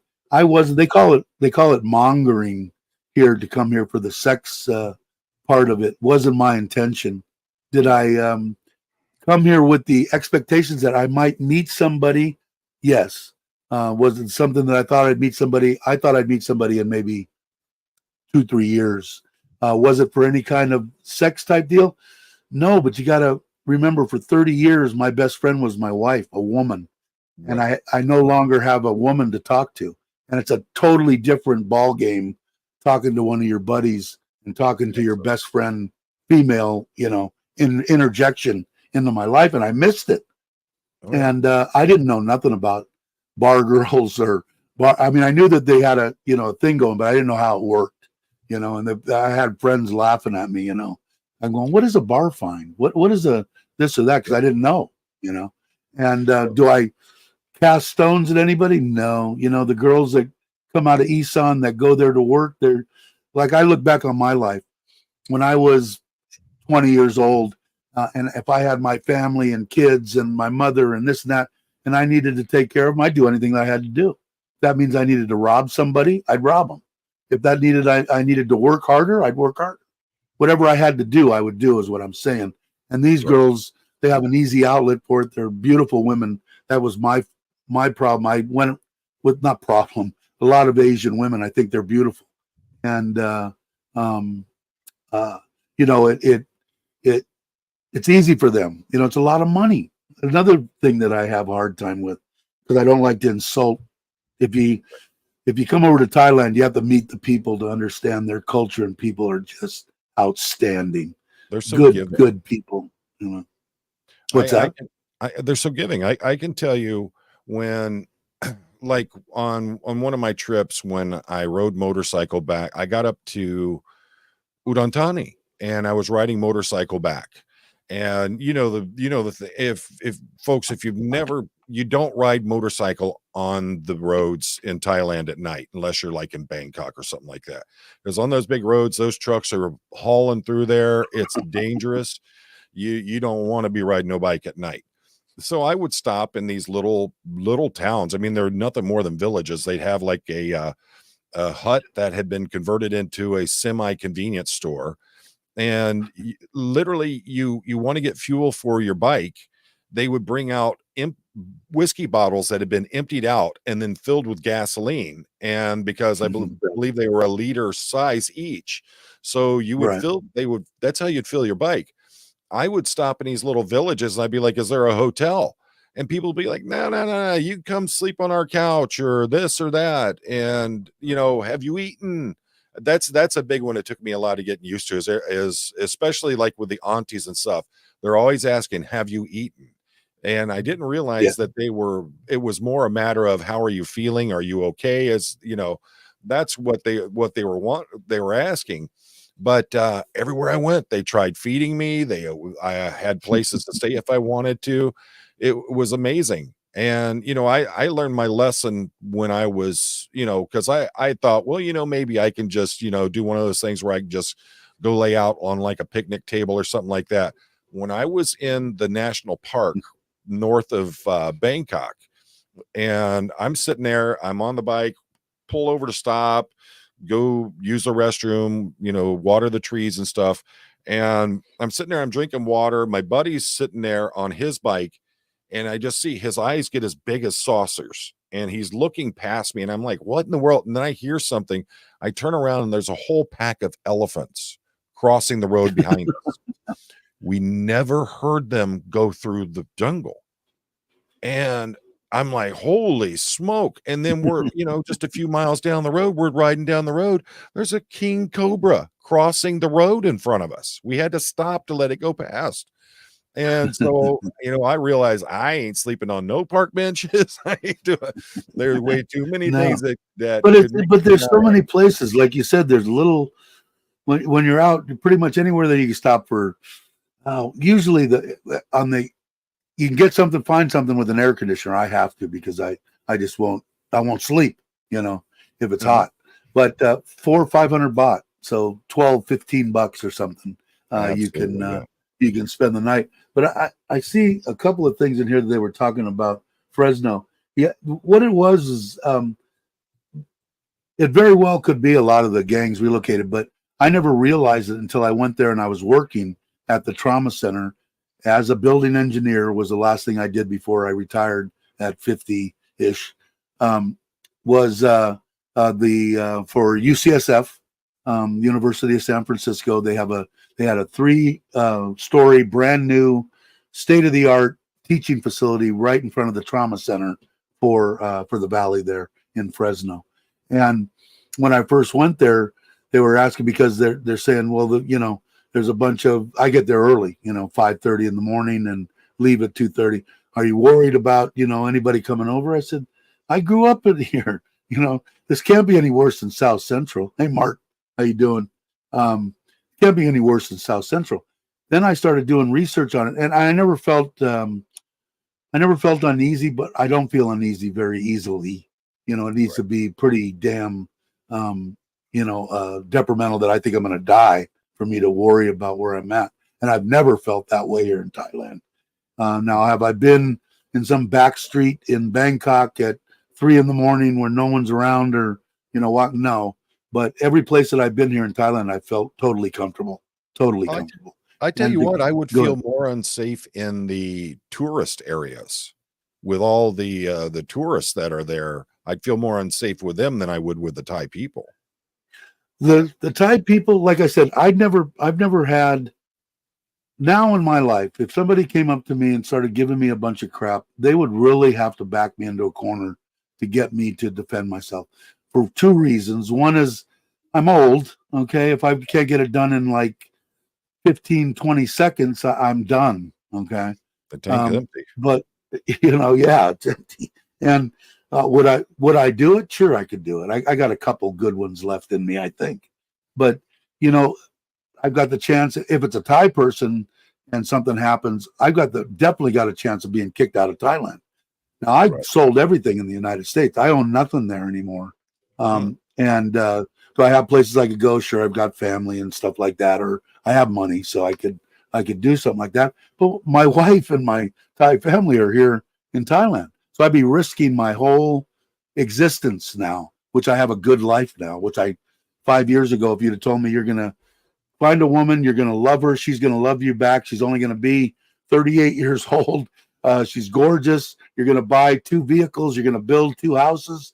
You're gonna do this. You're gonna have 5 animals. And you're going to have a smile on your face. You're going to have a good life. I think you're full of shit. Go away. So that's what mainly my channel is now. Is I'm trying to get people to come in and watch, because if you've got an uncle that's laying on a couch somewhere that lost his significant other 30, 35, 40 years and 60, 65, 70 years old, there's still a life. You still can have a life. And I know my wife would be very happy and is smiling next to God or wherever she is, saying, good for you. My wife in here thinks it was her that got us together. And I have to think that way, because I'm the worst person at picking women. This one's the only one that I picked in my whole life that didn't cheat on me, wasn't a topless dancer, wasn't from a trailer park outside of LA. Not that was bad. Had a lot of fun with trailer park women. But I always thought, every one of them cheated on me and did everything. So I told them, when I got sick, my wife came home, or my girlfriend came home, obviously knew about me. We've been together 5 months, and said and prayed every night, please don't let him die. If you could figure it out, blah, blah, blah, please, please. And this poor woman, for the 2 months that I was in there and with the tube down my throat, she wasn't my wife. She wasn't my, anything to do with me. So they wouldn't give her any information. So every night she went home and cried. Every morning that she got up, she cried and rushed to the hospital, walking in, not knowing, oh yeah, he died at 3:00 in the morning. Oh no, he's dead. We've already moved him. He's gone. This poor woman is a saint. Like I said, people say, oh, she's going to take you for everything she's got. Hey, if she takes me for everything she got, she deserves every freaking dime that she gets, And I know it. You'd have to. I got lucky. Let me tell you. Does she have a better life? Sure, she does. People say that. Oh well, they're having a better. Well, they're not stupid. Right. If they come here and they're going, I kind of like this guy. He's old, but they don't care about anything. They care about what's in here. Okay, they don't care about the looks and age or anything. And and they go, yeah, I'm kind of liking hanging with this old guy. I think I could come to like him, maybe love him someday, whatever. But they're not stupid. They're not going, oh, I don't want to hang with you because you're going to give me money, or you're going to let me eat 3 good meals a day and take me to the PP Islands and we get to swim and laugh and have a good time. They're not stupid. Are there women out there, just like they are all over the world, that want to try to take you for something? Not just Southeast Asia, Just be smart, because you don't have to. You could be 60, 70 years old. Now, if you want to chase 20-year-old, that's your business, not for me. 38, I thought was young. I don't think I can keep up with it. Well, I didn't want not only that. I mean, other than the bedroom, what do you have together? I mean, if it came down to that, I want someone I can connect with and have a exactly. And what's weird is she was 38, I was 62. Okay, and that was 5 years ago. So figure it out. She's about 44, 33, whatever it is. And what I didn't want was, I'd been through running around with the topless bars and the partying until 4:00 in the morning and the tons of drugs. Okay, I haven't done drugs in 30 years, but boy, did I do a shitload of cocaine and anything else I could snort and eat when I was in my 20s and 30s. But stopped cold turkey and never did it again. But I was done with that up until 3, and my wife, from the first time I met her and when we moved in together, about 5 months after we talked and met up and stuff, I go to bed at 8:00. I was up at 4:00 this morning. I get up early. She goes to bed 8, 9 o'clock. She gets up. She goes to work. She works for a living. Works for the government. That's what I wanted. And I'll tell you, I'll give you a little secret. If you've got a girl over here and you're wondering whether she, and you had touched on it just a minute ago, that she kind of likes you, and if she's asking you while you're together and talking on the phone or whatever, or back and forth online, if she's asking you, have you eaten? Did you take your medication? That means that they actually give a shit. My wife asks me every day, did you take your medication? Yeah. No, I forgot again. And they want to know if you're eating. It's a good sign. And all you got to do is be smart. Are there women here that I would think that you would know? If you meet up with a woman, and I'm talking to the older guys that want to come here and maybe meet up with someone, and maybe not, but that are in that, if they, you meet them and they go, oh, I need 10,000 baht for my sick buffalo, my mother, she has to do that. Can I? And you've known her for 10 minutes, maybe you ought to just go to the next one. Are there out here in Isan? I think all the great women come from Isan. Let's touch on that too, because a lot of people don't realize that once you get out of Bangkok, out of Phuket, out of the big cities, it's rural. They have water buffalo. They have big animals. There are tigers in Thailand. There are elephants and monkeys. You got to deal with the monkeys over there? No, not here, no. Oh man, I can't stand them things. Surin is according to my wife, okay, the only claim to fame that we have here in Surin is that this is the elephant capital of Thailand. Right. We have the elephant festival once a year. According to my wife, when you see all these elephants with these handlers and stuff that are in Phuket, are in Bangkok, are in Jantiem, Pattaya, any place other than Surin, they're not supposed to be there. They get paid to keep their elephants in Surin. Right. If they go somewhere like that, the government doesn't give them money. That's why a lot of these places, and I don't know if this is true, this is what my wife tells me. What it is if they're here in Surin, the government gives them money to take care of their animals. If they take their animals and they go someplace else, the government doesn't subsidize them. That's why you see them in the water, selling food for people to give to the elephant. They have elephant reserves where you could come there and buy a truckload of stuff to feed the elephants. They do that, and that's why they do it. But the only thing we got here, our claim to fame, is the elephant, which is something to see. So if you're ever in Thailand, I think it's in October. It's towards the end of the year. You should definitely check it out. It's now, is something that the one to see. where the king and queen release so many elephants into the wild there? And that I don't know. This is like a festival for like 3 days, 4 days. And we've got a big, they got an elephant reserve right up above Surin. And in Surin here, they have a big fairgrounds where the 3-day deal where they put on shows and a lot of the stuff when they would fight, they fought a lot with Cambodia and stuff like that over the years. They would reenact that with the elephants and everybody dressed in the garbs. And my oldest daughter here is 21. She's just getting ready to graduate. She does traditional Thai dance, which I'm totally in awe of. If you've ever watched traditional Thai dance, she knows like 200 of these things, and each one of them has 150,000 different moves that they have to do in one thing. Yeah. And she's amazing. She's just getting ready. She'll be graduating and be able to teach traditional Thai dance in January. So she'll be graduating from college. Did you see who's in the chat? No, who's here? Old Uncle Craig here. Hey, Craig, what's up? And folks, if you haven't, this is another great way to experience, to see what life in Thailand for being outside of the major cities, because everybody wants to do videos about Bangkok and Phuket and Pattaya. Yeah.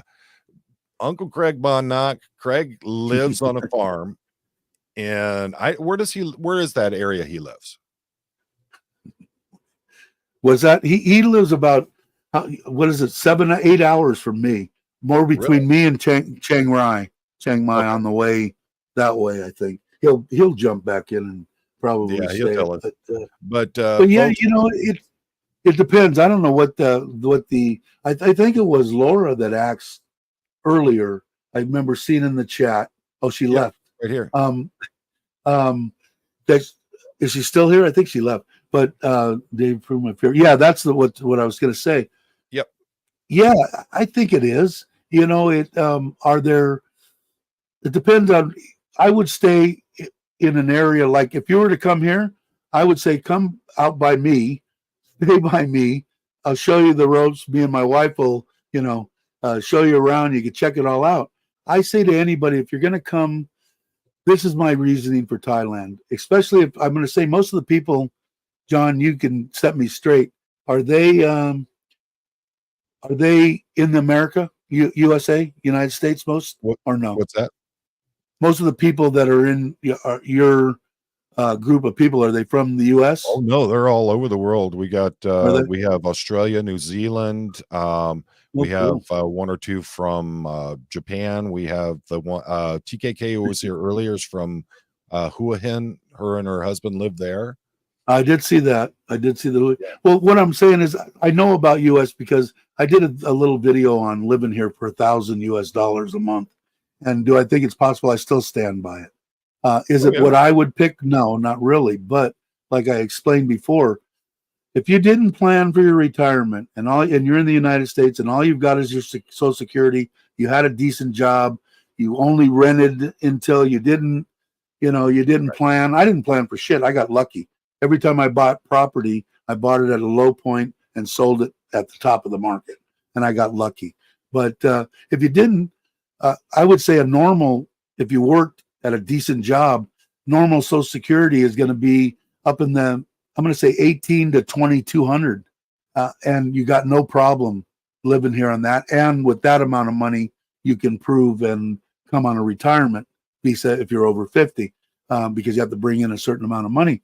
But like here, we're going to, just to give you a for instance, because a lot of people don't understand what the cost of living is here.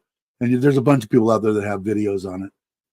But we've got a 2-bedroom Thai style business where they're all lined up, that you see the sliding front doors where they'll have a business, or in my case, the mother and father-in-law had their living room there. Mm-hmm. Next door is they sell a little mini store, and next to that's a smoothie place. And 2 bedrooms upstairs, a kitchen, a bathroom upstairs, a bathroom downstairs, an air conditioner upstairs, minimal furniture because we don't have that much.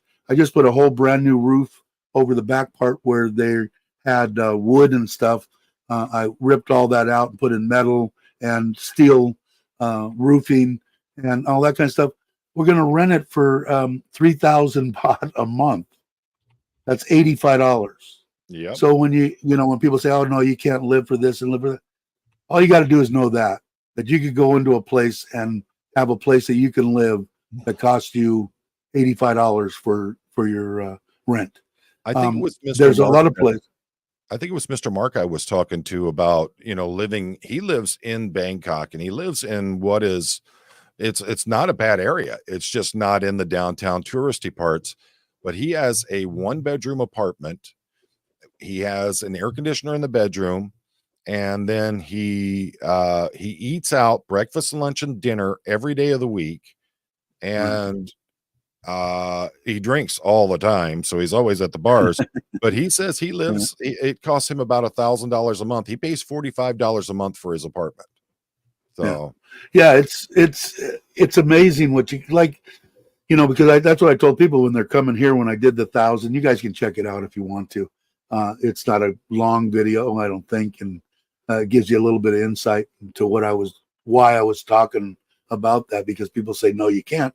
And they gave me shit on that too, saying, because I said you can go and eat 3 meals a day, Thai food, for $5-6 a day. So I suggest, because if you're like me, I love to cook. My problem is I was brought up in Italian restaurants and food and like that. When I cook something, it's like I'm cooking for 100 people. I end up throwing out half the stuff I cooked, and I waste money. Do I still cook? I still do it occasionally. But if I was a single person here in Thailand, I would just figure $5, $6, $7 a day and do it that way. And that's the way I did the $1,000 and backwards in the. I think I figured like $150, $200 a month for a fully furnished. Because here in Thailand, when you go into a fully furnished place, it's everything. Just bring your 2 suitcases full of stuff. Go in there. Your couch is there. Your TV's there. Your bed's there. Your bedding's there. Your towels, your dishes, your pots, your pans, your silverware. Everything's ready to go to live. You just move in and do it. And a lot of the places, even for that 150 or 200, that includes your internet, your water, maybe your electric or part of your electric. And tell them about how much faster the internet service is there that you have. Oh, right now, well, I can't show you. I just did it. I'm going to do one right now. Here's the NT test. It gives me everything from ping to jitter, which you guys will know. Oh, now it's acting really slow. I get about the one that I'm supposed to get is 1,000 up, 1,000 down. Right now, normally I get 800 to 900 download and uploads about 450, 500. That's why you can see behind me I have my racing setup for iRacing, and I enjoy doing that. And everything in here, this 65-inch TV here, I've got 2 computers, one screen here, one laptop over here, and all-in-one computer here, a computer with the setup over here, separate computer, and they're all hardwired in. I think it's rated number 10th in the world in internet. Thailand is. I just couldn't believe how, everybody talk, oh, it's a third world country. It's this, it's that. They got the fastest internet. Japan is like number 1, but Thailand's right up there. It's amazing the speeds that you have. But you and I were talking before we went live about we were talking about when I was staying over at Sukhum, and folks, one of the big roads, and it runs through a lot of Thailand, but it's one of the big roads in Bangkok. It's called Sukhumvit. And so basically whatever road you're on that's off of Sukhumvit, and the side streets are called Sois. So I stayed in Sukhumvit 95, and basically right down the road from me, right up the block from me, was a lady that sold coconut. She sold smoothies, and they were all fresh. Everything there was unbelievably fresh. I don't like coconut here in America. In Thailand, it's like a drug to me. That's the way I am too. I like it here. Mango here, I can't stand mango here. Jib, Dana's wife, gave me fresh cut mango there in when I was in Bangkok. Oh my gosh, it is nothing like American mango. I would get it every time I'm driving.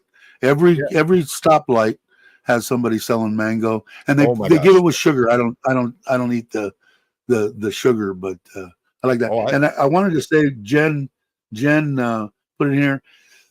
The electricity's on the rise a little bit now, but I know a couple of people. And what I used, I think, in my $1,000 US deal was $100 US a month. And that's from 2 or 3 people that I know that have one air conditioner, and they run one air conditioner pretty much continuously. You can't go off of me because I've got a koi pond, I have a pool, I have 5 air conditioners in the house. When I have the kids here, I've got my in-laws, 2 children, me and my wife, and my bills were 12 to 14,000 baht a month. Right now, they're down with the 300,000 baht 12 kW system that I put in solar.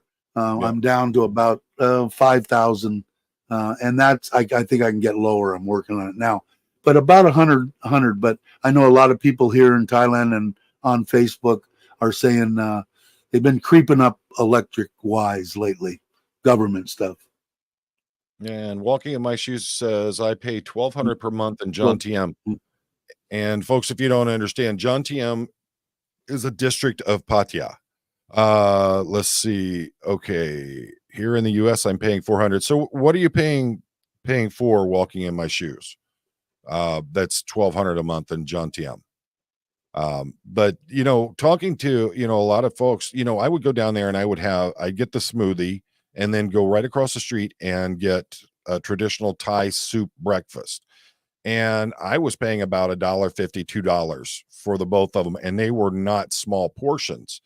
I mean, you just couldn't Right. touch anything like that in a Most lot of of the stuff that when I figured the deal was on a breakfast stuff, it used to be real cheap, but 40 baht, 50 baht, which is like $1.50, less than $1.50.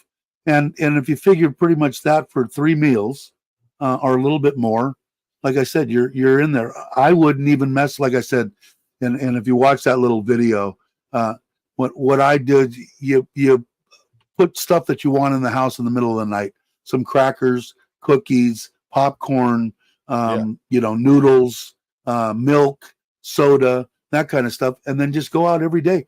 Plus, it gets you out of the house. And if you come here and let's say you did lose a significant other, you'll be like me when I first got here. I didn't really want to go out, so I forced myself to go out to eat. So I'd go out every day, three times a day, and like I said, I wasn't chasing women. I was there for 8 months. I went out 2 nights to a bar to meet the YouTuber at the bar that he went to. And I stayed there till there were only 2 nights in 8 months that I stayed out after dark. No, one other one, Wow. 3 nights that I stayed. Otherwise, I was in bed. I stayed in bed. Hey, Lewis, how you doing, brother? They're Cabo talking about was. I don't there's know a if you. donut shop I stopped at in Bangkok, and I cannot remember the name of it for the life of me. But they basically, the donuts that they had literally just melted the minute you bit into them. It was Now, did you get the donut? Have you got the donuts when you were riding around at the corner? The little ones. They're yeah, hot. I've had those too. Yeah. Those are freaking. They're just sugar donuts, but God, they're so good. Oh my gosh, yeah. What was it? And it was over in the Banai area near where I was staying. But I can't remember what it is now. Goodness, it's going to drive me nuts. But and that's one of the things you got to think about, folks, is there is so much the food there is unbelievable. And take her easy, Craig. We thanks for dropping in. Let's see. Yeah, he says he has to go catch, kill, and clean for his breakfast. Yeah, if you guys want to know about the farm living out in the middle of nowhere, you need to subscribe to Uncle Craig's channel, and you'll get a kick out of. I really enjoy it. I enjoy his stuff. Yeah, Cabo is the one that gave the $120. He, I met him. If you saw my last videos or anything where I went to lunch in John Tiem with Fa, the Thai gal with all the tattoos, and the gentleman that I was with, that was Cabo, and he's been a big supporter of our channel through my wife. And so, in case anybody knows, any donations that come to me go through my wife's AdSense account, and go directly back to Thailand. My wife donates. I've done a couple of videos on buying big screen TVs for the schools and soccer balls and tables, and come from donations, and every dime that comes in goes directly back into Thailand. So thank you again, Lewis. You're the man. That's awesome. A lot of people don't realize that folks like you, the things that you do, in giving back, the supporting of the community, things like that, they just I don't think they really understand, that you're not just there as some expat who is, just there for the easy life and all that. You're actually involved, and you don't, and I think that's another thing a lot of folks don't realize. You got Craig living over in the area he lives in. He's involved in the community over there. He's always at festivals, things like that. He's always out there. And I think that if you're going to come here, you have to, if you don't know about Thailand, and let's say the people that are here, like Laura and stuff like that, come and check it out. Like I said, your dollar, no matter where you're from, whether it's a UK money or Australian money or whatever, it stretches immensely. The US dollar especially. But you can come here and you can live very comfortably. I take usually $3,000 US, but I also I built the Ubon house out of pocket. You'll have to look at that video if you want to see it. It's an awesome house, and it got a pond and some other stuff. This house here, we still have $1.5 million baht loan my wife got, I think, to finish this. The truck I paid half down. The car we paid half down. So I have some bills, is what I'm saying. But I give my mother-in-law 8,000 baht a month, when I was in the hospital, when I got into that private room, they I hired. This is how I hired the the the RNs that were working in the intensive care unit on their time off. They would come over. I'd pay them 500 baht, which is like $15, for 6 hours. They would stay from. They'd come when my wife would leave in the morning. She would sleep in the private room I was in, and then she would only work till 2. My wife didn't get off till 5. My mother-in-law and father-in-law would come over. Don't know a lick of English. Don't know me from Adam. Came over and tried to take care of me for that month. And I told my wife, I said, "How your mother-in-law? She makes clothes, and she's got, like me. I don't know if you can see it. I got arthritis and stuff in my wrists, and she has, she's a seamstress." Does that have any And I said, connection if with I the give fact her, your eyesight's going bad? what's that? Yeah, everything's going bad. But I said, is 8,000 baht, is that a lot of money if I was to give that to your mother every month to make her stop working? And I said, that's the thing. If she stops working, and I tease her all the time because I'll go by the room in there and she'll be in there on the sewing machine. I'll go, oh, good, I made an extra 8,000 baht. I don't have to give you this month. And but so she's and to tell you how these people are, man. When all grown up, now my wife works for 20, I think it's 20,000, maybe a little bit more than that, baht a month for the government. It's a decent wage here in Thailand. She got her 2 kids, our 2 kids now, in private school, apartment there. Mom went there every week so that they didn't have to spend every day in the school dormitories.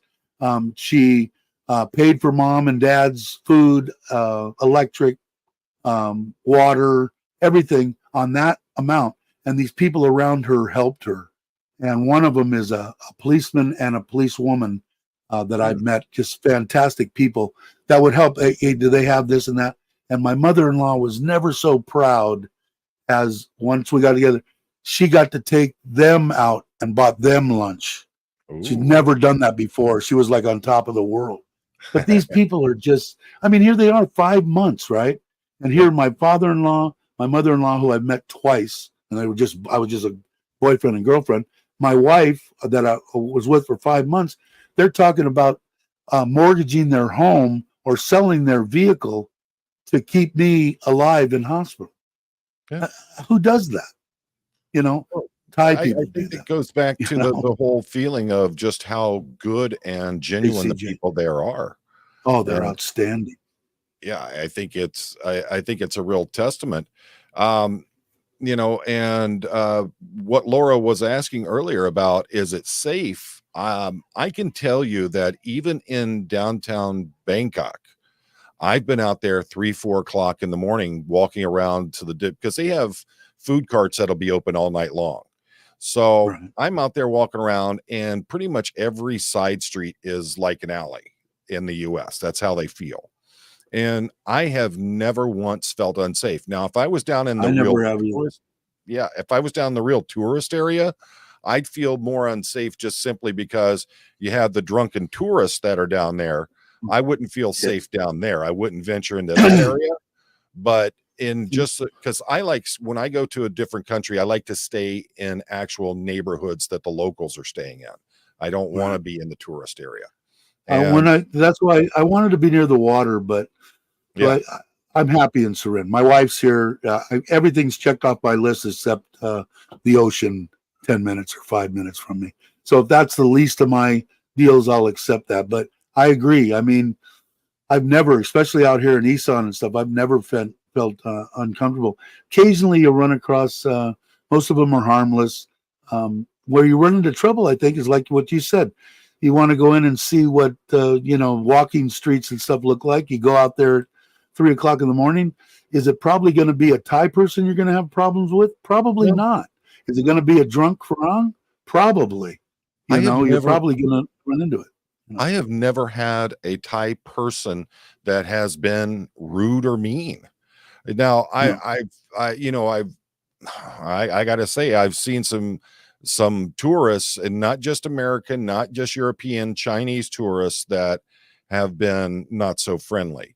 But the Thai people have always been amazing. They're I just agree so with nice. that. And I agree with that 100%. Like I said, you more than likely, and see, I don't put myself in that situation because we were talking earlier about someone really have to back me into a corner, and that's a true fact. But I don't put myself in walking streets or high tourist areas at 3 o'clock in the morning. I've been asleep since 8 o'clock, wherever I'm at. So I don't stay up. Now, if you came, or if someone was here and we go out and we see, I feel lucky because I love Mexican food. And I couldn't even imagine not eating Mexican food without a margarita. And I have the ability to, I could drink one, I could drink two, and I start to feel a little buzz. Bring on the soda water, bring on the Diet Coke. I can do that. A lot of people do that. No, my friends are alcoholics. If they have one drink, they're done. They're done. So I have the ability, luckily, to do that. So I can have somebody come in and I can drink a couple of drinks and I'm happy. But some of the ones going into the stuff, I don't put myself in that situation. Thank God. And Craig was saying in their small village over the past 2 years, he spent over $1 million baht just on goods and services from my local shops. And they love him for it. Share the wealth. Yes, absolutely. If you're going to be part of a community, hey, Ron, I believe in being part of the community. You don't just go in and, move in and seclude yourself away. Be part of the community. Go out and get the feel for it. And if you want to, if that's what your goal is to go there and be in those areas where all the tourists and all the bad stuff is happening, then you're putting yourself in a situation where you may end up in a bad place. Yes. But if you go in where it's locals and you're not in the areas where all the bars, because I don't drink, so that's not a problem for me. We were talking about going to, I went down to Country Road Bar. And I don't drink, but I went down there because I was told they have the best live performance bands in Bangkok at that bar. And I got to agree with it. Never had a single drink while I was there. But, the thing is that as soon as it was over, I was out of there and back into the neighborhood. I wasn't staying around that. Well, when I was younger, it was like, it's not possible to have a good time unless you're completely shit-faced and have as many drugs and stuff shoved up your nose is the only way you can have a good time. I learned in my life that I can remember more stuff and I have a lot better time, not shit-faced. Besides the fact waking up and going, what did I do last night? I've told it before. I can remember the lyrics to a song from the 70s, but can't remember why I went to the kitchen nowadays. So, exactly. I'm amazed at the songs that I can recite word for word. And I, even during the 70s, 80s, 90s, 2000s, whatever, I still listened to 50 and 60s. I listened to oldies to me. Now oldies are what? 90s? Yeah, when they say they got an oldie station. But I had, like I said, it took me a while to figure out that I didn't have to be completely inebriated to have a good time with people. And thank God I did. So. We're over 2 hours now. Do you have any closing thoughts about living in Thailand and for anyone who's interested? I just think that, like I said, if you're thinking about, and I've said this a bunch of times on my channel, if you're thinking about retiring someplace outside of your country, whether that be Australia, whether it be wherever, the US, the UK, any place, okay, you should at least come to Thailand. And I say stay 3 months. And the reason I say 3 months is because that's the break at getting a good price on something. 6 months, even better. But I think in 3 months, you get a pretty good idea of what it's like here. The only thing that I could think of that isn't appealing is the weather. If you have to be able to take the high temperatures and the high humidity. Once you do that, I mean, what's not to like? 365 days of going swimming in the ocean. Any time of the year that you want to go swimming, you can go swimming. You can do whatever you want. Go fishing. Go whatever it is. Are you affected by the But smoky season there? no, not here. Not like what is it, Chiang Mai or Chiang Rai? That area I there, think, even in Bangkok, they still get yeah, it. but not too bad here. I think over closer to where the people that I know in what is it called, Tat Phnom, over there, they'll get a little. They're right across the border on the river there. They'll get some stuff on burning, but it's not too bad here. And I'd have to, because of everything that happened to me with breathing wise. Any kind of stuff like that would freak me out. Yeah. Because after that point, I breathe fine now, but I don't think I do. It's all in my mind from having that tube. Never felt so. First of all, I'll give you one little closing thing on. Thought I was Superman. Nothing can harm me. Nothing can do anything. Got here and spent that 3 months in the hospital. I had atrophy and everything. I had lost the ability to be able to sit up, be able to get out of bed, walk, everything, right? You don't realize how I didn't. How vulnerable. I thought nothing could hurt me. He could shoot me with bullets and stab me, and nothing can hurt me. Boy, I tell you what, when you're laying there and you're waiting for the nurse to come over to help you go to the bathroom or roll you over, or am I going to stop breathing? Am I going to breathe? It gave me a whole different look on life. That's why I say, if you can retire one day before you think you can retire, retire, because life isn't guaranteed. I'm not guaranteed to wake up tomorrow. I don't know about John, but it's not written in stone that I'm going to be alive alive tomorrow. So I live each day to the max and enjoy my life. But I would try to at least try Thailand, especially if you're on a limited income. Like I said, I would think here's the perfect ideal. If you're in the United States and you're getting 15 to 2,000 on your Social Security and you have no other deal, hopefully you got a little nest egg so you can get a few things out of the way. You can live here in Thailand. Now I don't know where you could say you could live anywhere in the United States for $1,500 a month. It costs you $1,500 for a 1-bedroom apartment in a shithole. So at least outside of Los Angeles. I don't know where it's like, in other parts of the country, but I know it's expensive, and you can actually live and live a decent life. It's not like I can't move, I can't go anywhere because I can't afford to do anything. 2,500 is the magic number for me. If I was coming here, that's what I would want to have. But a lot of people have that in their Social Security. If you worked for a long time and paid into it, at least in the United States, you could do it. And there's a lot of places around here. Well, I don't really like this. Let's me jump over and walk across the border over here to Laos or to Cambodia, or hop on a plane for $50, $75 and fly to Vietnam. You can fly the stuff that they have inside Thailand, even if you're on a limited, like in that $1,000 video thing that I did.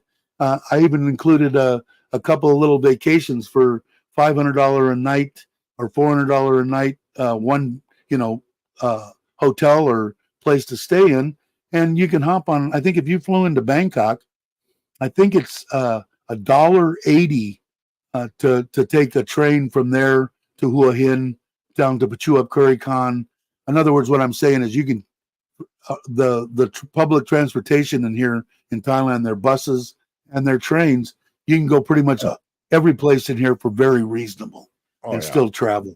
Now, if you got a motorcycle and you feel comfortable on 2 wheels, that's what I would tell anybody. You buy a scooter and or whatever. I love my Forza, man. Just not in Bangkok. I didn't have to spend a fortune. What's that? Just not in Bangkok. Don't be riding a bike. Not in Bangkok. No, well, and I don't like riding in Pattaya either. Yeah, I took the what do they call it? The ART from Suvarnabhumi to into Bangkok, from the big airport into the city. Just like most major cities, the airport's outside of town. We're on this train, and I think it cost me like $1.50 and I think it was like a 25-mile journey.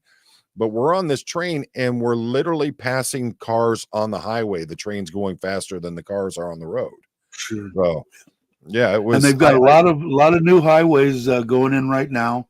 They aren't quite open, but they're very close to where they're going to make traveling from the outskirts of town, like where I'm at, into Bangkok and stuff like that, double-decker stuff up in the air, and higher speed limits and stuff like that.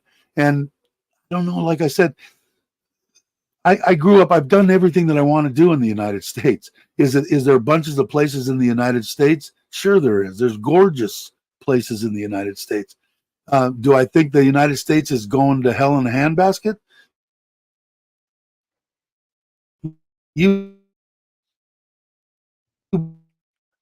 Oh, so much for that great Thailand internet now.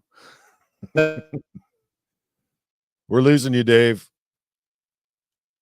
That's wild. I've never seen that happen.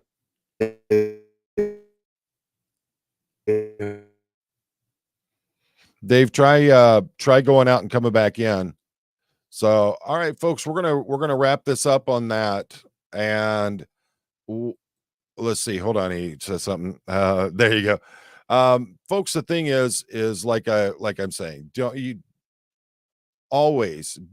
be worried about, if you don't take chances in life, how can you ever experience the pluses? And all you got to do is talk to the people who are there. If you're interested in a place, no matter where you're at in the world, talk to people who are from where you're from and find out from them what it's like there, what it's, is this safe? Is it going to cost me? How much is it? All these different things. How's the food? Yeah, Thai food's spicy, but I found that very quickly I was able to start building a tolerance for it. And I found the heat was a little bit different than the kind of heat here in the US. Whereas there, it's immediate, it's hot, but it doesn't last that long. Whereas here in the US, they slip ghost peppers and all that in your food. And next thing you know, you're burning for 3 days. It's, but it's some of the best food I've ever had in my life. Some of the best people I've ever seen. And if you're not willing to take the chances, you're not willing to take the risks, how are you ever going to know? And do you want to be, like my wife said, do you want to be 70 years old and have regrets? I could have done this, I could have done that, but I was afraid to. And that's why I always end my show with the statement, life is short, you get one shot, make it count. And that's because I want you to realize that you can enjoy life. You don't have to hide. Don't be afraid to ask questions. Don't be afraid to look into things. Sometimes it's that first step is the hardest, but once you've made it, next thing you know, you're walking. And there's so much out there to experience in this world. And so many people let their fear or their anxiety hold them back from it. And I just want to open the world up to you as well. Let you see that there is so much more out there. Yeah, we have a great country here. We have a lot of great things that you don't have in other countries, but there are things in other countries you'll never see here in the States. So as always, folks, thank you for joining me. I appreciate each and every one of you. Let's do a room raid. I see that our lawyer friend Zach is live right now. So if y'all want to head over, I'm putting the link in there. If you want to head over to his channel, get on over there, say howdy, let him know you're there, hit the like button. You don't have to stay for the whole thing. Just go in and say hi and let him know you're there. And as always, folks, life is short. You get one shot, make it count.